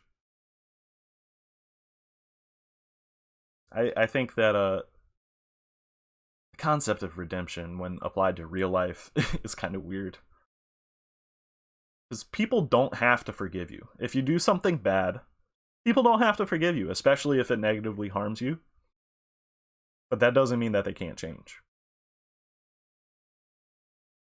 Do whatever you want, Bob. If you want to change it, by all means. Turtles. Turtles. Turtle. Turtles. Turtles. Turtles. Turtles. I said she was a bird. Infinity Train is a show with a lot of subtext and symbolism. From the names of the characters, to the scenery, to the backgrounds, to even... Oh. Were those auto-generated ones for the last one? Because they were, like, pretty on-point captions. Usually, auto-generated captions are bad. Even the technology presented in the background as details. With this show, it's never a bad thing to think deeply about even the smallest of details. After all, doing so may allow you to predict what's coming next. However, today we're not trying to predict anything. Rather, we're set out to People... Oh, I've never seen Infinity Train. Oh my goodness. You're getting a lot of spoilers here, man. If you've been around. What is the main story? It's like the train episode in Rick and Morty. I don't think I've seen that episode of Rick and Morty. I only saw the first 3 seasons. But it's like the dungeon train. I think that's the name of the title episode of Adventure Time, where it's like a never-ending train and each car is different. And each season follows a different character. Yeah, like Ariel just said, it's an anthology series about people who are taken by a mysterious train to work through their problems. Each season has like different characters that have different issues. Each season is also short. They're 10, 11-minute episodes. So the entire series is like really short. It's really good. And even if you just sat through all of that, I would say once you see everything in the context of how the show presents it, your eyes will be opened. Like that video that we just finished totally recontextualized a lot of what I've already seen. And I agree with Color. Watch it. It is a great show. Book 2, they're called books. I think that book 2 of Infinity Train is the best thing that I've watched on this channel. I think it's really great. I've cried. Did I cry in book 1? I might have cried. Book 2, I definitely cried. Book 3, I cried. Book 4, I cry. Is the main goal escaping the train? I'd say the goal varies slightly from book to book, but overall, yes, that is what you want to do, is get off the train and get back to Earth. Explain how the train works, at least. Get the hell out of here before you get spoiled. Or hang around. I know some people don't mind spoilers. Yeah, I'd say some people don't mind spoilers, just straight up. Like there are sometimes I intentionally spoil myself. It's just with stuff on the channel, I tend to try to avoid it. And Thidge's, each book is like really different thematically as well, even though they take place in like a similar setting, have a similar premise. Each book, like, you can finally watch my reactions. Yeah, definitely. Each book varies wildly, I would say. It's a really good show. Am I going to watch this? Damn, alright, speed it up, he says. I scroll through the Infinity Train tag on Tumblr before you watch book 3. Oh, yeah, that'll spoil it for you. You love book 2? Unintentional shiny metal person's journey. Yeah, I think that the queer coding is good. Like I said, I addressed that at the end of my finale to book 2 video. I said, yeah, even if it's not explicitly stated, I think coding is important. least while it was under Amelia's control, point out the small yet crucial details that you probably missed, go even more into depth with Amelia's character, and answer one of the most pressing questions that was on everyone's mind through all of books 1 and 3. That being, why turtles? Yes, and why as a secondary turtles? question, yet perhaps more thought-provoking, would it ever be possible for Amelia to bring Ulrich back if she was given the proper time and I instruction? feel like this one's a little louder than the last video. Obviously, we're getting into major spoiler territory here. If you haven't seen Books 1, 2, and 3, was there much relating? The goal for the protagonist? Book 3 is definitely not leaving the train. Yeah, you're not wrong, I guess.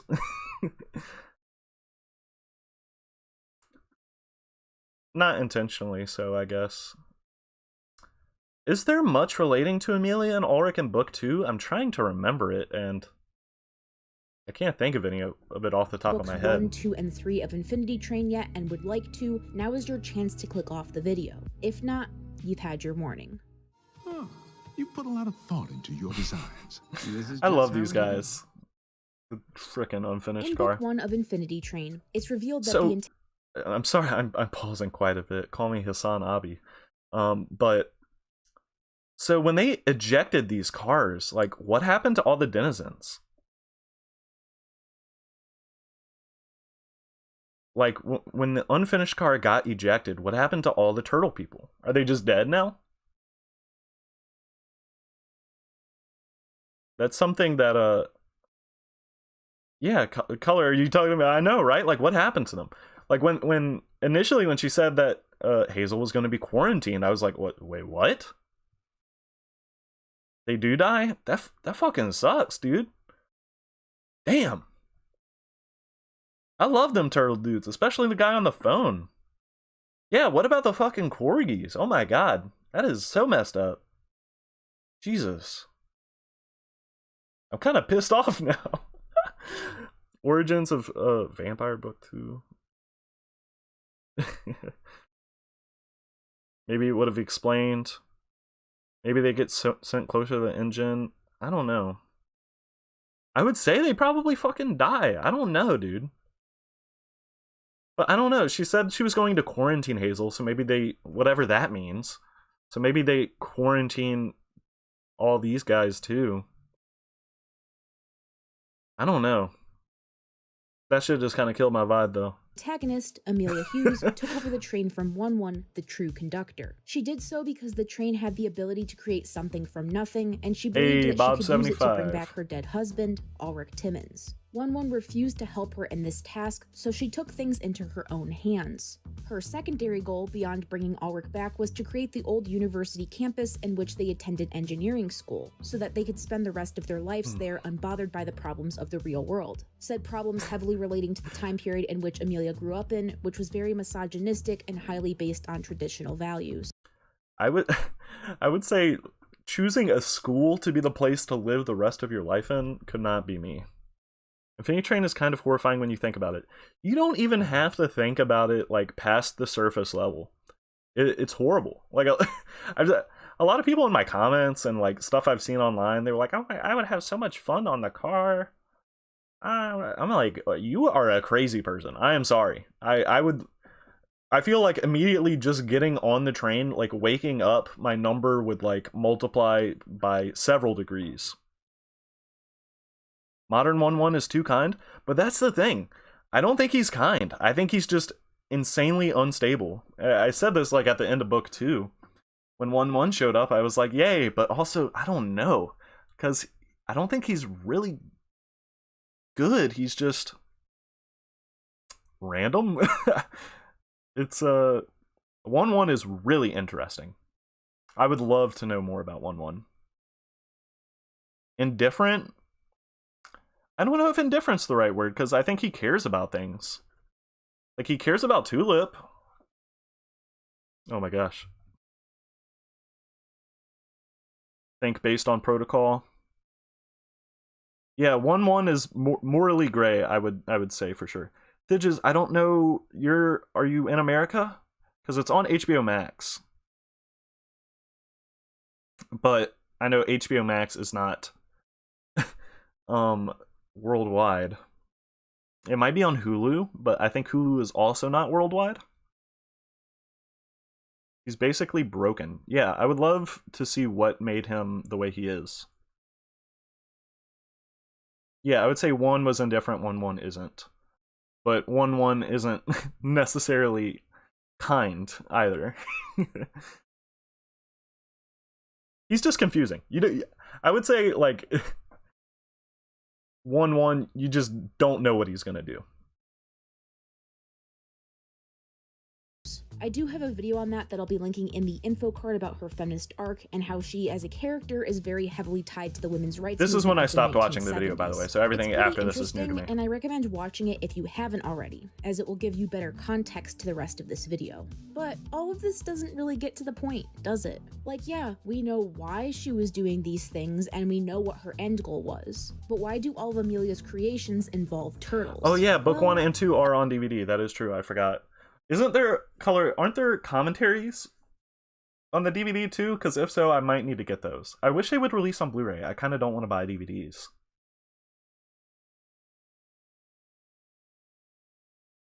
Yeah, 1 is definitely super unstable. That's a good word. What did I said unpredictable? I think unstable is probably better. Is it for every episode or just some of the episodes, Color? Because I will probably be buying those for commentary.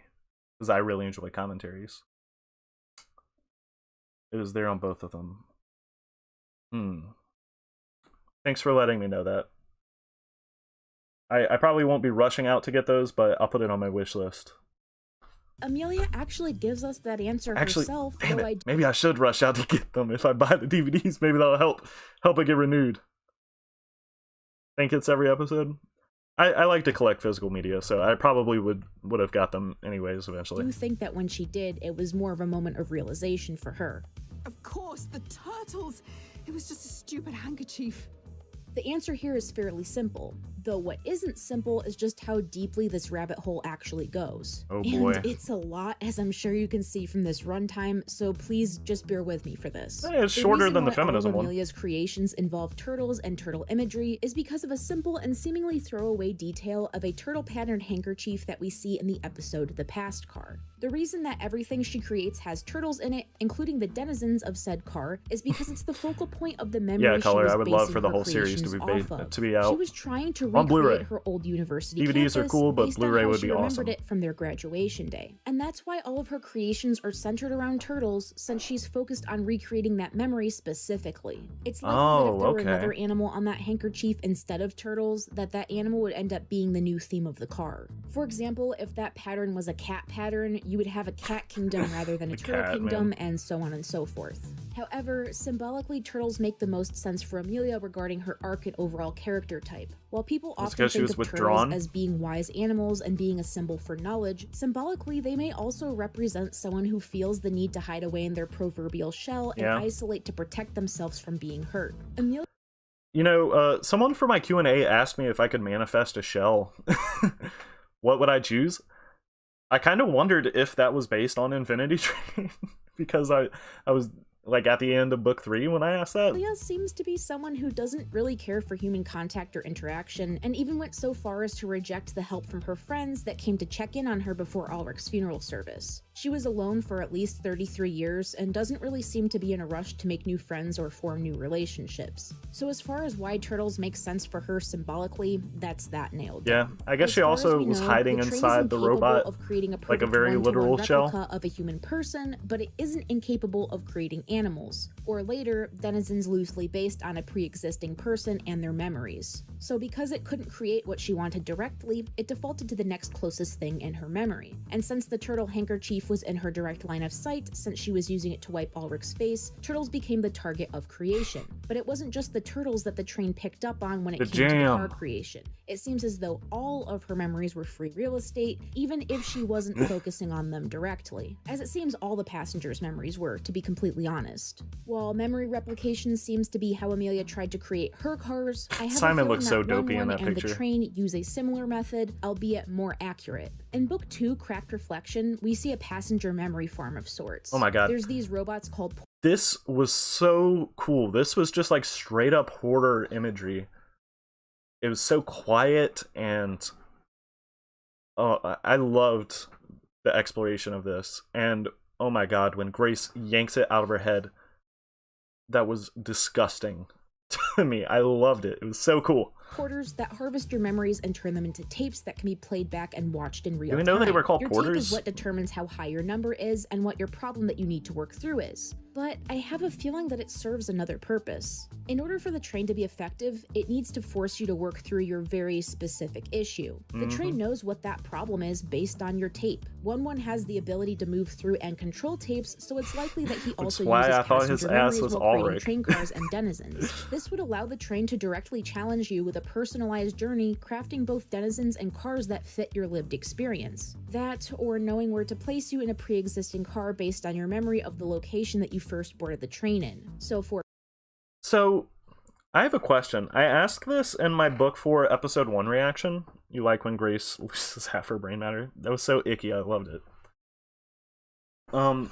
So does the train just like monitor you your entire life, right? Because how else would it know what your desire is? Or is the train like linked to all people, right? Like when it appears, it knows you want Oshkosh. So has the train been watching you? Is it predetermined when you're born that you're probably going to end up on the train? Or does it just pick random people? I don't know, my brain's starting to hurt, dude. Basically, the video feed that Amelia and 1-1 were watching in book 4 episode 1 was that all just the tape that was generated, because like it showed the day they were born. I don't feel like that would be in their brain to be like part of a tape. So was it just the train monitoring them? I was kind of confused on that.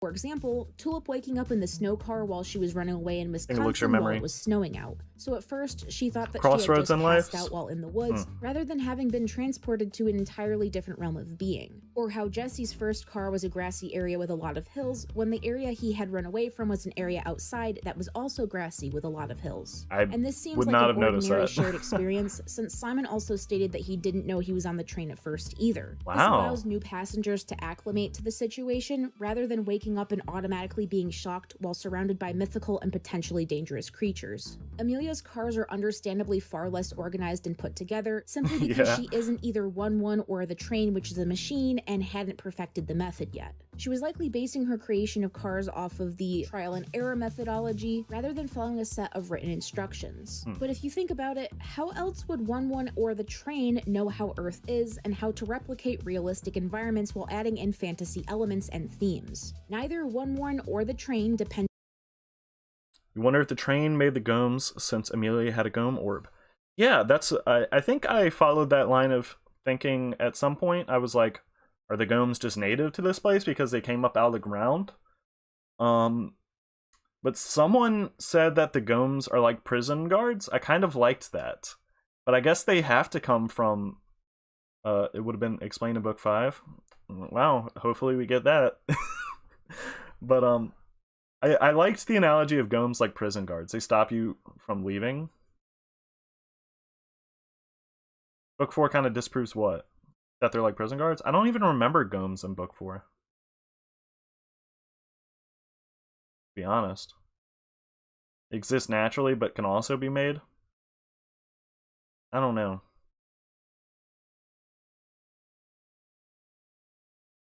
I don't know, man. The train is confusing. It's dope, though. It's such a cool concept. Who creates the cars has a human experience because they're not humans. They would need to base them off of memories, since both the train and 1-1 themselves like creatures isn't in games? off the train and experiencing Earth or the human experience. So they use the experience of others to either loosely or literally create cars that they think would be familiar enough to the point where passengers aren't going to freak out and not want to go any further. For example, the Lucky Cat car and the banking car are perfect examples of ordinary human locations being combined with minor fantasy elements. But this is me basing this entire theory off of one piece of evidence that, while makes sense, doesn't solidify anything. As Amelia says...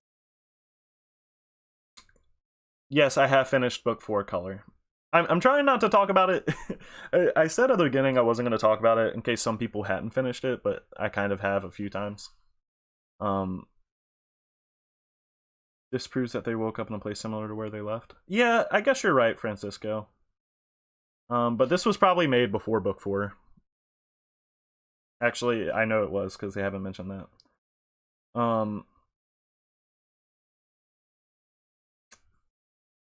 Yeah, I Meat Pie Cutie, I said that in my Wasteland episode. That the train almost operated like a video game. Because like you get so far away from the train and there are invisible walls that stop you from progressing, and then it spawns like unkillable enemies to like kill you.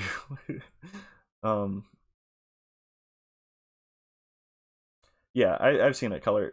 I said that because one person mentioned it in the comments that they've only seen book 3. I haven't seen them in the chat though.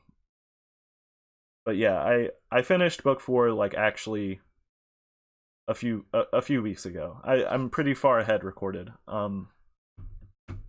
Yeah. It's just a stupid handkerchief. However, I literally have 4 pages of additional evidence that I think does a pretty good job of adding more substance to this theory. Hopefully you'll be convinced because some of these details are a little too specific for the answer to be anything else. We're getting into the good details. That weird car with the turtles in it. And this is your college campus. You're trying to make a car of your old life. Of course I am. What? Did it pause? So while trying to prove my point for this theory, I needed to watch through the unfinished car literally frame by frame multiple times because of just how much callbacks there were to the episode The Past. What are the spoons? There's also quite a few hints in book 3, and I'm sure loads more that I missed despite looking through everything sure the spoons multiple mean times. something. It was also difficult to tell whether or not something was a reference simply because we don't have the full context to Amelia's arc, such as how Ulrich died, for example. Very true. I feel like if we knew that, it would be much easier to point out and put context to some of the details that I've noticed. And no, we're not counting Owen's jokey answer of him dying in a dirt bike accident. We need to stop asking him what happens to characters off of the train, by the way, because anything he says at this point is canon because it can't be proven otherwise by future installments, and you're making his chaotic energy way too powerful. I love that he's done this. Like I've had some people in the comments say just some absolutely off the wall crazy bullshit, and like I Google it and I saw it's like something he said on Twitter. I'm like, he's like very clear. He enjoys messing with people. I like that. See ya, Bob. Have a good one. We don't need a repeat of Hazel and the Inside Out car. Anyways, I feel like Hazel and the Inside Out car? Is that like a reference to something he said? Because I've missed it. Was the spoon a reference to the jelly? I was thinking it, but I couldn't remember if he was eating it with a spoon or not. I guess. What else would you eat it? Hazel never should have entered the Inside Out car. What is it? What does that mean? Never should have entered the Inside Out car.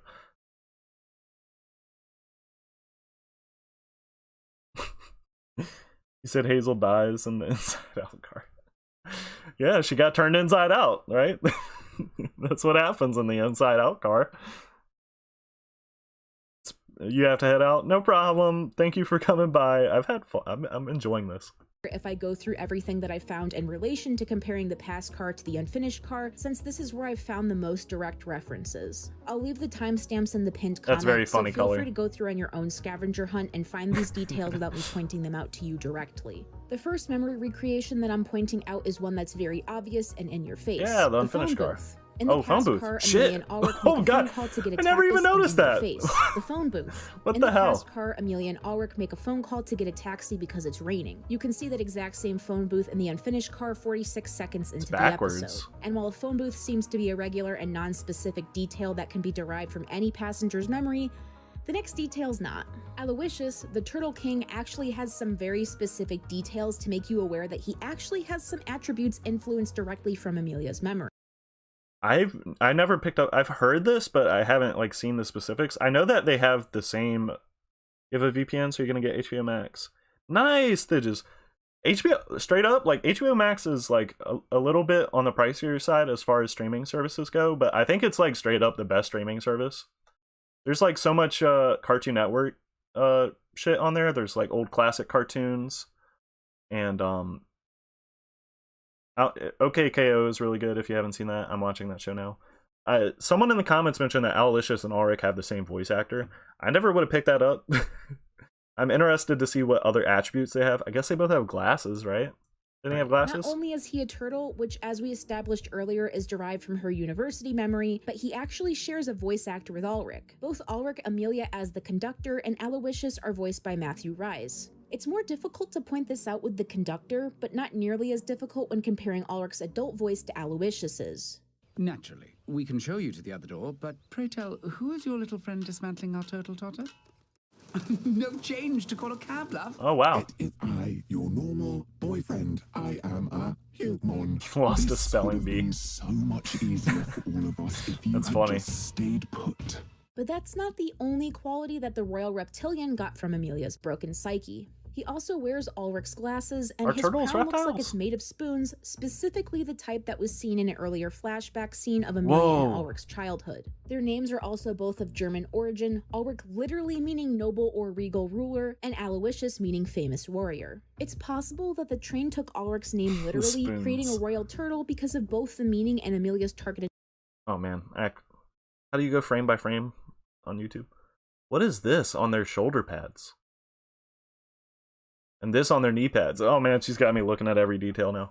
Memory, including turtle I'm sure she'll tell me. So you could see how Turtle Ulrich translated to Turtle King in train language, since the fantasy element needed to be included somewhere. And since the train does not fully recreate the dead, it needed to do something with that information. Though it is terrifying that she was able to replicate his voice and other aspects of him, and I'm sure if she knew just how close she was, it would be more difficult for her to actually pull away from her seemingly impossible task and return to her somber reality. The spoon weapons that the turtle guards are holding as we well get the is the same spoons now. spoon Ulrich used to eat Let's jam hear in the shoulder and knee childhood pads, flashback come in on. the past car. Some of the armor designs also seem to be derived She does from know the it all. spoon, since Oh. it seems to be a nonsense decorative texture that can be found at the handle. And this isn't the only reference to the jam eating scene that we have, if you can believe it. There's also the whole jam pond aspect of the car, all the which jam. is actually pretty Hey, in your penguin. face, as it becomes a focal point when Tulip cleans Yeah, I got it it, up and Francisco. causes a traffic jam. Get it? Traffic jam. Oh, Anyways, traffic the jam that's being jam. used in Okay, the pond that's- is actually the that's pretty same good. condiment that Ulrich is seen eating in the same memory that includes the spoon. However, this isn't the only place that we've seen the jam itself before. There's Where also else a is scene there later jam? in the background of the past car where Oh. both Amelia and Ulrich are eating the grape flavored topping Oh my God. together, which is also Is this when she got the news of his death? where this detail could be derived from. The further we get into this video, the more you'll notice that it's a theme for extremely small details like this to affect the overall composition of the car. There's also an elementary classroom that can be found in the unfinished car, near identical to their childhood classroom that can be seen in Amelia's tape. There's not Everything. much else to say about this really, it's more or less the fact that it was a shared location between the scenes. Similarly, you can find a bunch of scattered apples on the background table in one scene, which are in direct reference to the apple that was seen on the teacher's desk Oh my in God, that bro. same memory. But that's not even where the childhood classroom references end, because one of the more Common theory? It probably is. What are you referring to? I said. But man, it's so crazy that they jam packed this with so many details. I'm only just into it. Like if it were one or two things, you could like maybe like just the apples alone, right? You could say, oh, that's just like a coincidence, but like along in conjunction with so many other details, it's just like just shows like an insane level of detail that's like nuts. Smaller out of the blue things you wouldn't. I've been thinking about that, Digis. I've been enjoying this. I was thinking maybe doing just like YouTube streams every now and then. Checking them out. Casual like this. Talking about the memory where Amelia is on the phone and looks distressed. Yeah, that's what I was thinking. She looked, cause I mean that's like one of the few memories without him in it. Jam-packed and intentional joke. No, it wasn't. But yes, it is now. I'm taking credit for it. subtle inclusions is actually from the whoopee cushion, which I would argue There's is a a whoopee focal cushion? point for that episode outside of the jam. The whoopee cushion is included in the clock fixture Oh. directly before the exit of the car. Yo. It's only decorative, but it's still there and presented in a fairly direct way. Does that say This memory Aggie? was important to Amelia because it involves Ulrich sticking up for her, and so it makes sense that it would be shown directly and less in the background elsewhere in the car. Now this is where we start to get a little bit more obscure in our references, Oh, and where boy. some of the stuff that you probably haven't noticed yet comes in. If you thought we were Oh, done, I did. you're I sorely just saw one. the stuff that you I'm gonna call probably him out haven't before she noticed does. yet That's like the boat that they were riding in that one memory. Oh, gotcha. I beat you to comes it. in. If you thought we were done, you're sorely mistaken because I haven't even gotten to the good stuff yet. About 2 minutes and 56 seconds into the unfinished cart, you can spot flags with odd symbols on them. What if are they they? look familiar, it's because we've seen these exact same symbols before in the past. Oh my god. They're in direct correlation to the game that Ulrich is playing, being gems that his character needs to collect to win the game. That's crazy. Also in reference to this memory, at 5 minutes and 2 seconds into the unfinished car, you can find the decorative sci-fi looking glasses that Ulrich was wearing in the background of a scene hung up. How'd she even see that? Into the past car, Amelia asks Ulrich to marry her and says, "So, what do you think?" This quote can be found on a building in the unfinished car. This isn't the my only God. quote that we can find from this scene on a building, however, as Amelia's goofy pronunciation of the word human from that exact same scene can be found on a building as well. What the hell? Cute man. Going a bit out of order here because I want to save the best for last, we're going back to the graduation ceremony This next. is nuts. Now, these memories are perhaps what overshadowed most of the smaller memories that were included in this car, perhaps because the car itself was based off Amelia's university, and so the There's a similarities 4. were easier to What is the notice. 4? For example, her old university archway is half created. Yeah, it's just where's Waldo. That it does in her actual memory. It says "where great minds" and then cuts off, whereas the full quote from her college campus states "where great minds become All right, the great minds." I noticed a 4 that seems so intentionally placed. The car itself was based off Where Amelia's is it? university. Right there. She's got to mention what the 4 is. She has got to mention. Where is Goku? Yes. God, I hate the Goku meme. Yeah, every time I see an image on Twitter, I get like paranoid that Goku is hiding. And so the similarities were What's the easier to 4? notice. For example, Does her it just old mean university well, archway that's a is Japanese half thing, I created, guess. 4 sporting meaning only death. half of the quote that it does in her actual memory. It says "where great She minds" sees all? and Great. then cuts off, whereas the full quote from her college campus states "where great minds become the greatest minds." It also obviously doesn't include the turtle cap and gown statue, but that's besides the point. You also see graduation catbirds. Book 3 flying throughout the poster car as Goku part of meme? its I local didn't. fauna, which is in direct reference to the scene Feel where free they throw their to caps up upon like completing their at me graduation on ceremony. Twitter with that. So with most of the major scenes out of the way, I want to do a quick rapid fire round before I get into the Or more DM major me. discoveries that I made, because there's going to be a lot of discussion around those specifically. Some of these actually occurred in book 3, so I'm just going to list them off as simple observations with little to no explanation, since they don't Didn't she say this book that this video contains book 2 spoilers? Because I haven't seen. Has she mentioned book 2 at all? I feel like I'm tripping. really need any. In the unfinished car at 7-Eleven, Kevin the Turtle is wearing the same tie as Ulrich at 4:40. Okay, hold up. Kevin's clothing, coat and hat. Oh. In the past car. At 1:05 in the unfinished car, there's a reference to the Duckbill amusement park Yes, ride I that caught Amelia it. and Ulrich rode together, which you can You see think in you the saw it past on car Reddit? at 7:32. Maybe I'll look for it. At 5:52 in the unfinished car, a turtle is hanging up the same colored clothes that Amelia and Ulrich are wearing. What, really? At 5 minutes Oh into my god, damn it. The subtitles are in the way now. Can't you, like, make these lighter or something? No?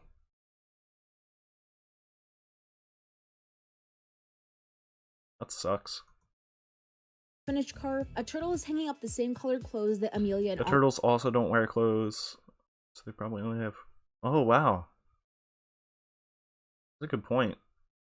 Ulrich are Damn. wearing at 5 minutes into the unfinished car. At 7:21 in the musical car, Kevin the Turtle is wearing a Kiss the Shelf apron, in direct reference to What? the Kiss the Chef apron that Ulrich wears at 7:32 into the past car. Oh my God. 6:50 into the musical car, there's an ice cream turtle stand which is referencing the ice cream stand that can be seen at 7:32 into the past car. In the grid car at 5:09, Ulrich's hat can be seen on one of Oh, the snowman's what? heads. At 3:15 Wait, in the what? unfinished 5:09, But- Ulrich's hat I don't know about this one. Is there any indication Amelia created the snow car though? This might be the one I call shenanigans on. I don't even think that's the same hat. All right, I'm calling it on this. I call bull on this one.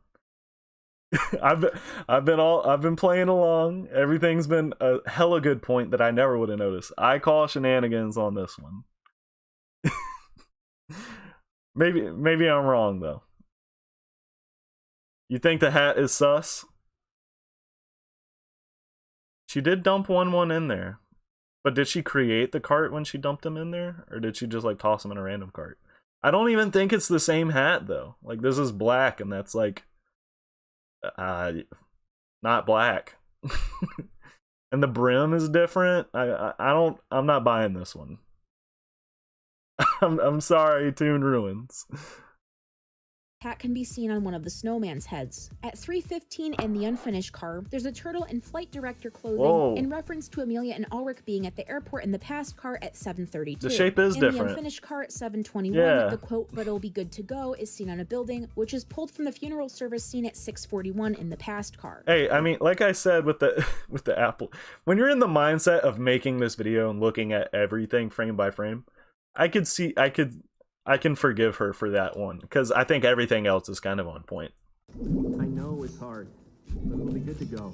At 5:26 in the unfinished car, there's an A on the mailbox that could be referring to Amelia and Ulrich's shared first initial and the fact that they lived together. And that's the end of the rapid fire round. Sure. Speaking of which is a little detour, most of these callbacks I was only able to notice because Riley from my Discord server actually found some of the full images from a crew member's portfolio. Shout out to site. Riley. So it made pointing out these details a little easier since, as you can see, it can be a little Shut difficult up, to fully Penguin Eye. understand what's going on in these memories without a full resolution, non-distorted image. That said, I really, really hope that eventually all the fully completed images are released, because it would be a shame if we never got to appreciate the work that went into the backgrounds and overall Infinity Train art book Infinity Train as a show feels like a moving painting, and every singular frame could probably be used as a screensaver. Appreciating the work put into the show aside, we still have a lot of references to get to, so unfortunately I can't sing its praise for much longer unless I want this video to be massive.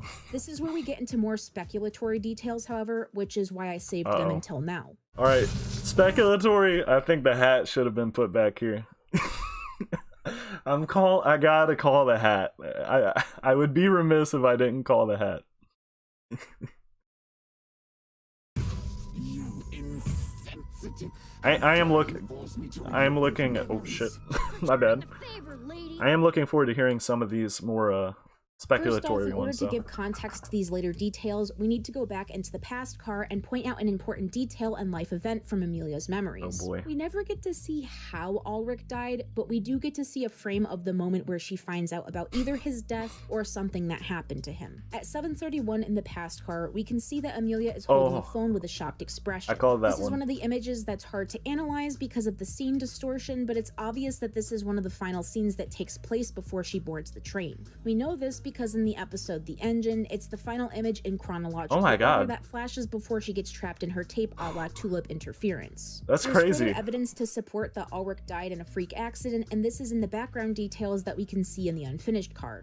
At 2:54, we see a hospital IV in the background of one of the turtles' houses. And seconds later at 2:56, we also see a hospital bed. This exact bed is seen multiple times throughout the episode, but 2:56 is where we see it first. This adds to the evidence that Ulrich was in a sudden accident if he was rushed to the hospital and put on an IV. If the bed is in her memory, it means that she visited him while he was there. Additionally, she... Okay, Amelia used Vortorl. I'm gonna say some... I know at the beginning of the stream I said I was gonna refrain from saying stuff about Book 4. I can't hold myself to that. This one's like actually really topical. Yeah, I know that they are. It's kind of weird. I think that the subtitles for the first video were like totally on point, and then this one went like, oh, Skyrim on it. But so Book 4 thing I'm about to say, even though most of you have probably seen it. Didn't some people say Ulrich was like involved in the car accident that like killed that one dude was in, that like killed his whole family or something at the end of Book 4? I had always wondered why people said that. I guess it's because she goes on to say that it was like a car accident he likely died in, which I guess would make sense with the traffic jam pun, maybe. I don't know, maybe it was like raining and the roads were slippery. It isn't confirmed. Yeah, I was always wondering how people got that impression, because I saw that. I actually went to Ulrich's wiki, you know, after I'd finished the show, and like trying to find his cause of death, and there was nothing on there. So I was wondering why people had made that connection. Seems like a coincidence. It's common theory he died in a car accident. Even if he did, I don't know. I feel like a lot of the stuff in the show is very intentionally done, though. So if he legit did die in a car accident, it might be related to that guy from Book 4. Whatever his name was. He remembers that the bed number was number 4, implying she most likely visited him multiple times or spent a lot of time in that room while they were there trying to save his life. That sort of adds a lot of dramatic irony to this bitter statement from her in book 3. One has no idea. He ate too much jam. At least no more so than any of the passengers. In a very real sense, we're just numbers to him.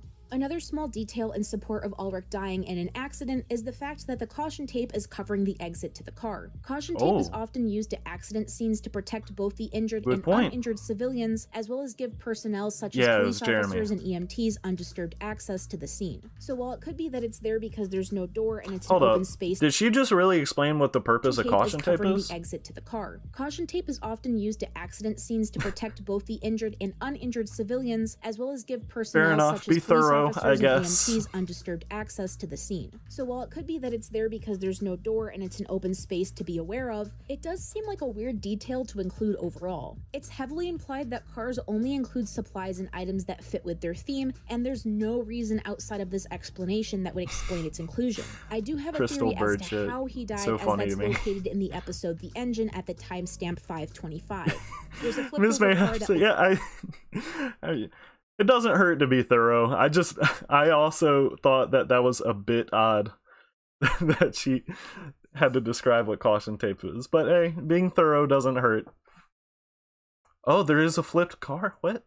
Looks like a green 1980s Buick, perhaps implying that a car accident was his cause of death. Hey. But that's completely speculatory on my end, and I'm not going to act like it's this timeline-changing detail. And she did say that this is speculatory stuff, for sure. Kevin, always being seen with the phone, could be acknowledging that she was glued to the communication device when she wasn't at his bedside, always wanting to know his status and if there were any changes. I'm not sure if her mental state and her memories could affect that of an untargeted denizen, but it's implied that it's possible through Hazel. More on Hazel later, though, because there's also a lot to unpack. Is that Jeremy's car? Possibly. Let me share this mind-blowing discovery that I found with you all. I saved this as one of the last memory comparisons because I actually almost missed it. So, in the unfinished car, we see shots of clocks multiple times throughout the episode. One is in a turtle's house, whereas the other is that big clock that I mentioned earlier with the whoopee cushion. Is it the same time? Seen at 3:26 and 3:44 are at the time 12:56. Now, this was seemingly just an interesting detail at first, right? Time of death, the clocks maybe? in this world would be at the same time, obviously, because they're in the same place and time zone. Yeah, but... However, an hour passes and it's still at the same time. Oh, now, you may be thinking, well, duh, they're not going to redo an entire background scene just to make the clock Jeremy, an hour later. the bug and from I Amphibia. That at first too, until I went back and watched the past car frame by frame. And wouldn't you know it, there's a clock there also stuck at roughly 12:56 or 1 o'clock.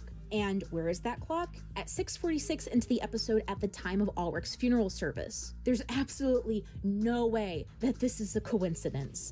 And if it is, it's one hell of one. I have my reasons She's why on her I think conspiracy it's like this, and I'm pretty now. positive it's because this is the exact moment that Amelia considered her life to be over. Wow, because directly after this scene, she travels to her old university campus where it's strongly implied that she intended on committing suicide. For a lot of people, the funeral is where things begin to feel real. Before someone is buried, it's common for the human mind not to process that person is actually dead and that they'll never see them again. However, things generally begin to sink in for people once they actually see the person being buried. Everyone experiences major life events like this differently, of course, but it's common for this to be the moment where death sinks in and begins to feel like more than just a bad dream. I think that it had a similar effect on Amelia and that she was going to be forced to accept that Ulrich was dead if she watched him. I guess kind of sad. Kind of sad anecdote. Man, I was at she's totally right on that. And if I hadn't have had this experience last year, it probably wouldn't have been something I considered. My grandmother on my father's side died last year. And we were at the funeral, and my dad, I mean, he was understandably like pretty sad. His mom had died. But it wasn't until they were like putting her in the ground, like my dad, sorry to be a bummer, but my dad just like had a total like breakdown. He like passed out. And I think like she said, that going into the ground is like a huge like mental emotional thing, like really just brings a sense of realness and finality to it.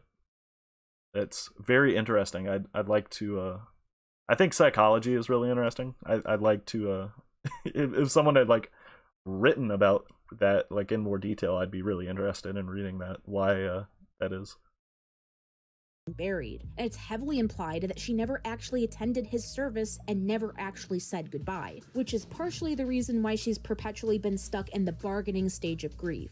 And that brings us into Hazel. Now, Hazel is a unique case in that she does give us some answer to Amelia's past indirectly, while also being her own individual person. She's Amelia's consequential creation from a failed experiment, but she's also technically the daughter of both her and her late husband. This is She did make me mad when Hazel was like, "I'm Hazel," and Amelia was like, I don't know about that," or "We'll see about that," or something. She did kind of piss me off right there. because she's intended to be a clone of Ulrich, but she actually shares qualities from both Amelia and her targeted template, such as her sharing Amelia's starting number and some of her memories. Appearance-wise, she also shares a combination of Amelia and Ulrich's clothing, Ulrich's hair color, she pissed me off really bad there, previously, and a few similar facial features. She also shares memories and shared experiences with Amelia, further proving that she— Why is... Alright, so,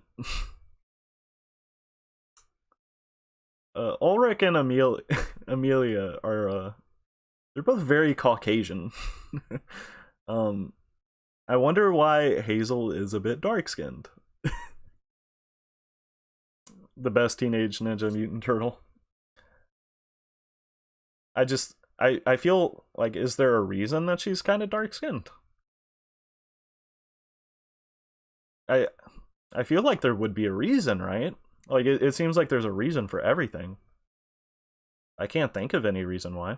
The answer is are turtles dark-skinned? I don't understand. Train magic? I don't know. I wonder if that would have been it.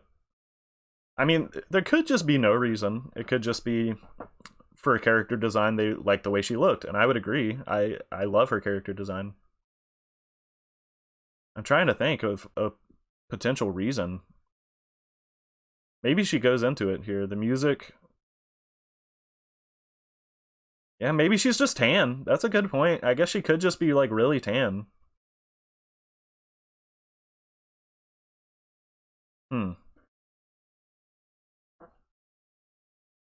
She's just as much her as she is the late blonde. One of the easiest ways to prove this is located in the debutante ball card. Because like Grace, her skin tone isn't that far off from Grace's, right?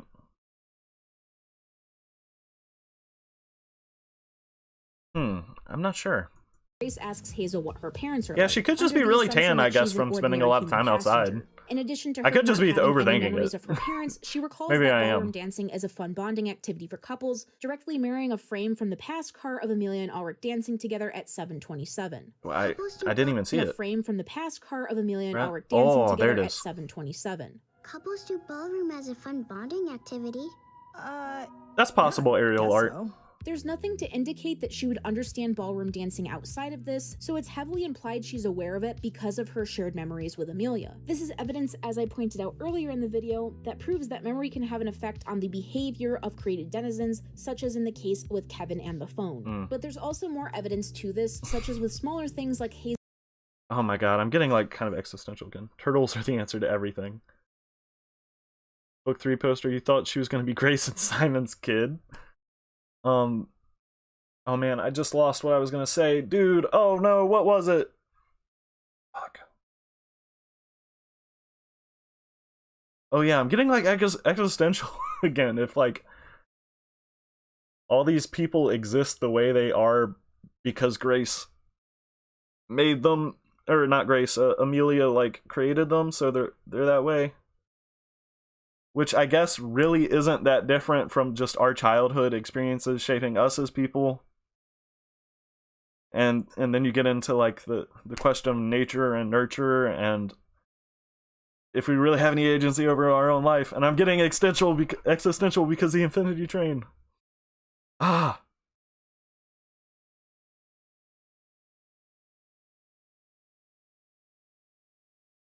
Oh really, Francisco? I don't know what Daughter May is, but I still get the gist of what you're saying. That's interesting. Don't be a worry, baby. Yeah. Let me just tune out all this, all the negative thoughts Infinity Train is inflicting on me. TV and a couch is, as shown in the episode The Jungle Car. She also knows what tea is and how to make it, perhaps hinting at her knowing how to brew it because of her parents living in England. Because her parents are British. Again, she doesn't really have a reason or way of knowing what these things are outside of the knowledge that she has from her shared memories. And because Amelia lived in a house... You think they meant maid? Yeah, I guess maybe. I thought maybe daughter May is like a trope or something I hadn't heard of. Do I like 1-1 or 1-1? I don't know what that means. I like 1-1. Things are outside of the knowledge that she has from her shared memories. By the way, I did not catch the yeah, British. I love that scene. The cat just hissing after she's British. Yeah, oh hey, Dragon Dawdles. I didn't notice it when I was recording my book 4 reactions, but I noticed it when I was editing my book 3 reactions, the reference to the Old West car. But I did not catch up on that when I was recording book 4. Lived in a house with a TV and couch, as well as England, where tea is important to their culture. It's not far-fetched to say that Hazel knows of these things because of her creator. Another obvious point that this occurs is with her directly interacting with her quote-unquote mother. Amelia states that she isn't good at cooking, and Hazel then goes on to say, "No, you make the best pancakes." Yeah, someone mentioned this in the comment section. My first compliment in 33 years, but we just met yesterday. Oh, you're fine, Francisco. This understandably confused the older woman, since she literally just met her and made her eggs, not pancakes. But again, if we go back to the past call, we can see at 7:32 a scene where Amelia and Ulrich are making pancakes together. And if that evidence wasn't enough for you, there's one more that pretty much confirms it. Oh, yeah. When trying to convince Simon and Grace to allow her to hold a funeral for Tuba, she has this to say about it. It would be good for me to go to a funeral.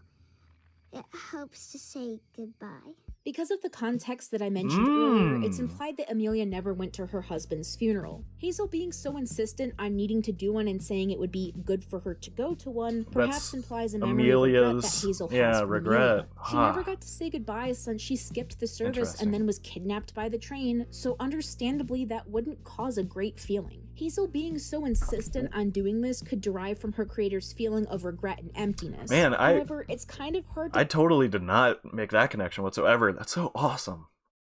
My gosh. Tell where those feelings come from, since Hazel is her own person. The turns her have knowing tables. About funerals does stem from Amelia's experiences, however, as she wouldn't have known otherwise. If she were a perfect... Yeah, she Hazel also like knows all these like Earth like terms, but doesn't know what they look like, right? Like, didn't she say something about a TV when they were leaving? But Tuba was like, "That's a rock."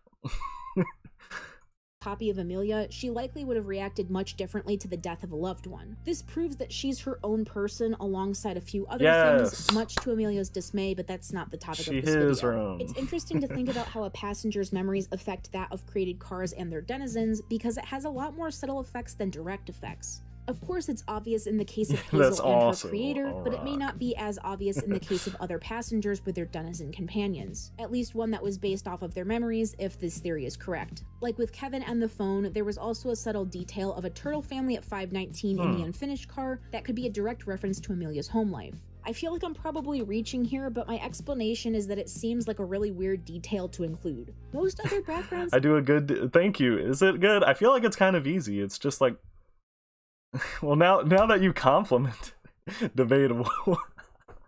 Now that you compliment it, I feel like I can't even do it again. You just... Shit. Chuck from Amphibia would easily take her the train. Oh, Tulip. Oh my god. Scenes in this episode had something significant in it, so I feel like this scene does as well. I explained this way more detailed in my Amelia Feminism video, but I feel like this scene can be in reference to her childhood and how it probably wasn't the greatest. It's a seemingly innocent background detail at first, but a child playing with a toy train could perhaps imply a less than favorable memory since... Oh, it's a toy train, dude! Oh, and now she's playing with the train. Oh. That's huge. The toy. I was like, yeah, I'm listening, but the fact that it's a train they're playing with, that seals it. I'm a believer. You know, playing with a toy train could be seen as a boy-only activity in that time period. Since the stereotypical mother and father figure are both present, it could be that an uncomfortable conversation took place in the memory that this scene represents. I feel like if we ever ended up getting an entire book on Amelia, this would be a reference that would make much more sense in hindsight. But for now, I guess we're just gonna have to speculate on it and put it in the back corner. That's about it in terms of direct references, but I feel like it was enough to prove my original point. That being that the way the train works is it creates both cars and denizens based on passenger memories. I think that the denizens came after the creation of the car itself, but it still stands to reason that they're connected. What do you think? What do you guys... What happened to Atticus when he was turned into a gnome, I wonder? Like, was his consciousness, like, still in there? Like, he just, like, had no control of his body? Or was his consciousness just, like, erased and replaced with that of a gnome? Damn. I'm really wondering now. I'm wondering that now. Like, was he forced to, like, look through his own eyes in horror as he was, like, trying to attack Tulip? I don't know. Maybe not, because he didn't seem particularly... upset when he came back, right? Huh. I don't know. That's a good question. And one determines the other. Maybe someone smarter than me can make a theory. Assumed based off of train logic that if she created a car that was completely accurate to her old university campus, that the car would create him as well in direct consequence to its creation. It's honestly a super smart. Dude, I never even made the connection. That's why 1-1 hated this car so much, is because he didn't make it. Yeah. They probably even said that on the show explicitly, and I just never registered for me. Some people think he was still in there at least a little bit. Does he try to stop himself from attacking? I'd have to go back and rewatch. Way for her to attempt to bring him back, though frustrating to the point of insanity as well. It would also make manipulating the train without 1-1 himself possible, since as we saw in Book 3, passengers are able to extract their own memories while conscious and without the help of a porter. This would circumvent the need for the pessimistic robot entirely. I love how nasty that was, dude. It was so cool. Because of how close Amelia was to actually succeeding, would it have ever been possible for her to actually succeed in bringing her husband back from the dead? In short, no. She was running a fool's errand and likely would have died before succeeding. The main reason being everything she was creating was based off of her memories. Life events, relationships. Okay. A lot of people. He held back from killing Amogus. Sorry. Yeah, he did attack the steward. I thought it was kind of strange that he did that when he was weaponized. Yeah, she said that Amelia was ejecting the cars, but quarantining, she used the word quarantine for Hazel, which, like, makes me wonder, what does that mean? And what happened to all the other turtles on the unfinished car? By the round table? I don't know, I kind of already love Simon a bunch. Like, I know I hated on him a ton in my videos, but Simon's kind of awesome. How long is that video? I won't be watching that today, but maybe at some point we could do more of this, because I actually quite enjoyed this. I don't know. Toon Ruins responded to me on Twitter saying it was cool. I don't know if I could get anyone from the round table to respond to me. They're like pretty huge.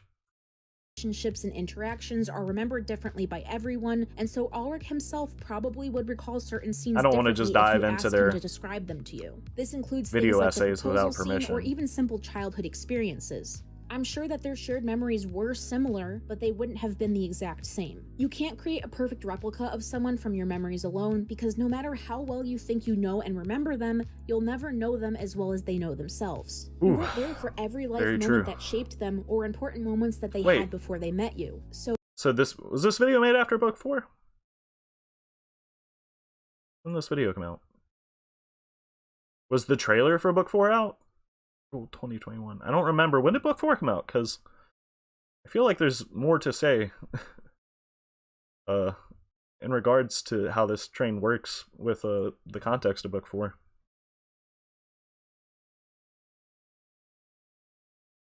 You could talk a lot about Simon. Yeah, Simon's pretty dope.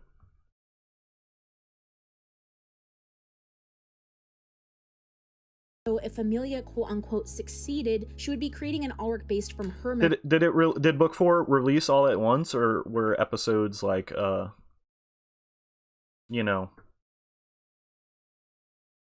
drizzled out? I don't remember. I guess I could look up when I think that the trailer for book 4 released like when I put out my first Infinity Train video or something. It came out April 15th. Well, this is like April 14th, right? Yeah. Maybe she just had the trailer to work with. Memories and not his own. His own life It released all at experiences once? wouldn't be included, and rather Weekly? his I'm experience getting through her conflicting. eyes would be. And I think if she ever did succeed in at least Conflicting creating answers. him physically, she would probably come to realize very quickly that her so-called perfect All at once, creation okay. didn't act like her late husband entirely, despite everything being perfect in accordance to her memories.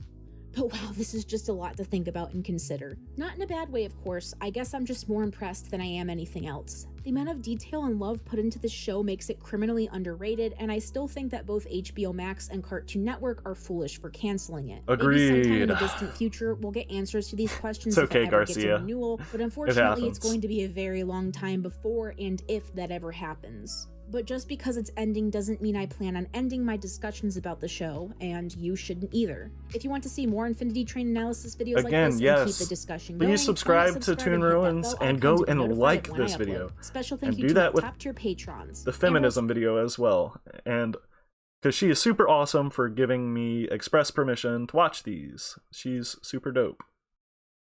Oh, she timestamps all the details. Oh my gosh. Oh my gosh. Oh, that's a lot. Maybe we'll do another one of these. I really enjoyed this video, and she has a few more she has a couple more Infinity Train videos. So thank you guys for coming out today. This really was a lot of fun. Nah,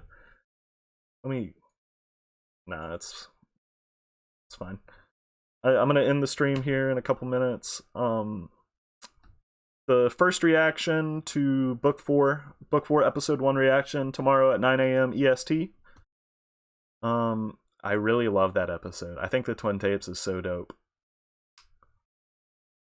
I'm trying to think if there's anything else I want to say while we're here. It was a lot of fun, yeah.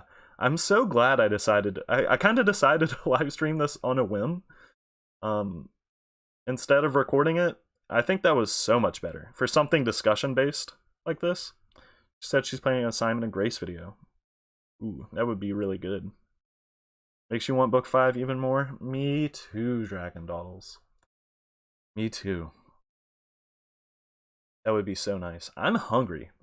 It is like 2:30 and I've not really eaten much today, so I've got to get some food and do some chores around the house. So you all have a great Sunday afternoon or evening or morning, whatever, and I'll catch you guys. Since you're here, you're probably a fan of Infinity Train, so I'll catch you with the Infinity Train. The book 5 image, yes, I did see that, of her with the turtle dozen. I thought that was really cool. Have a good day. Yeah, bye everyone. Bye-bye. Have a good time. Thanks for coming out. Peace.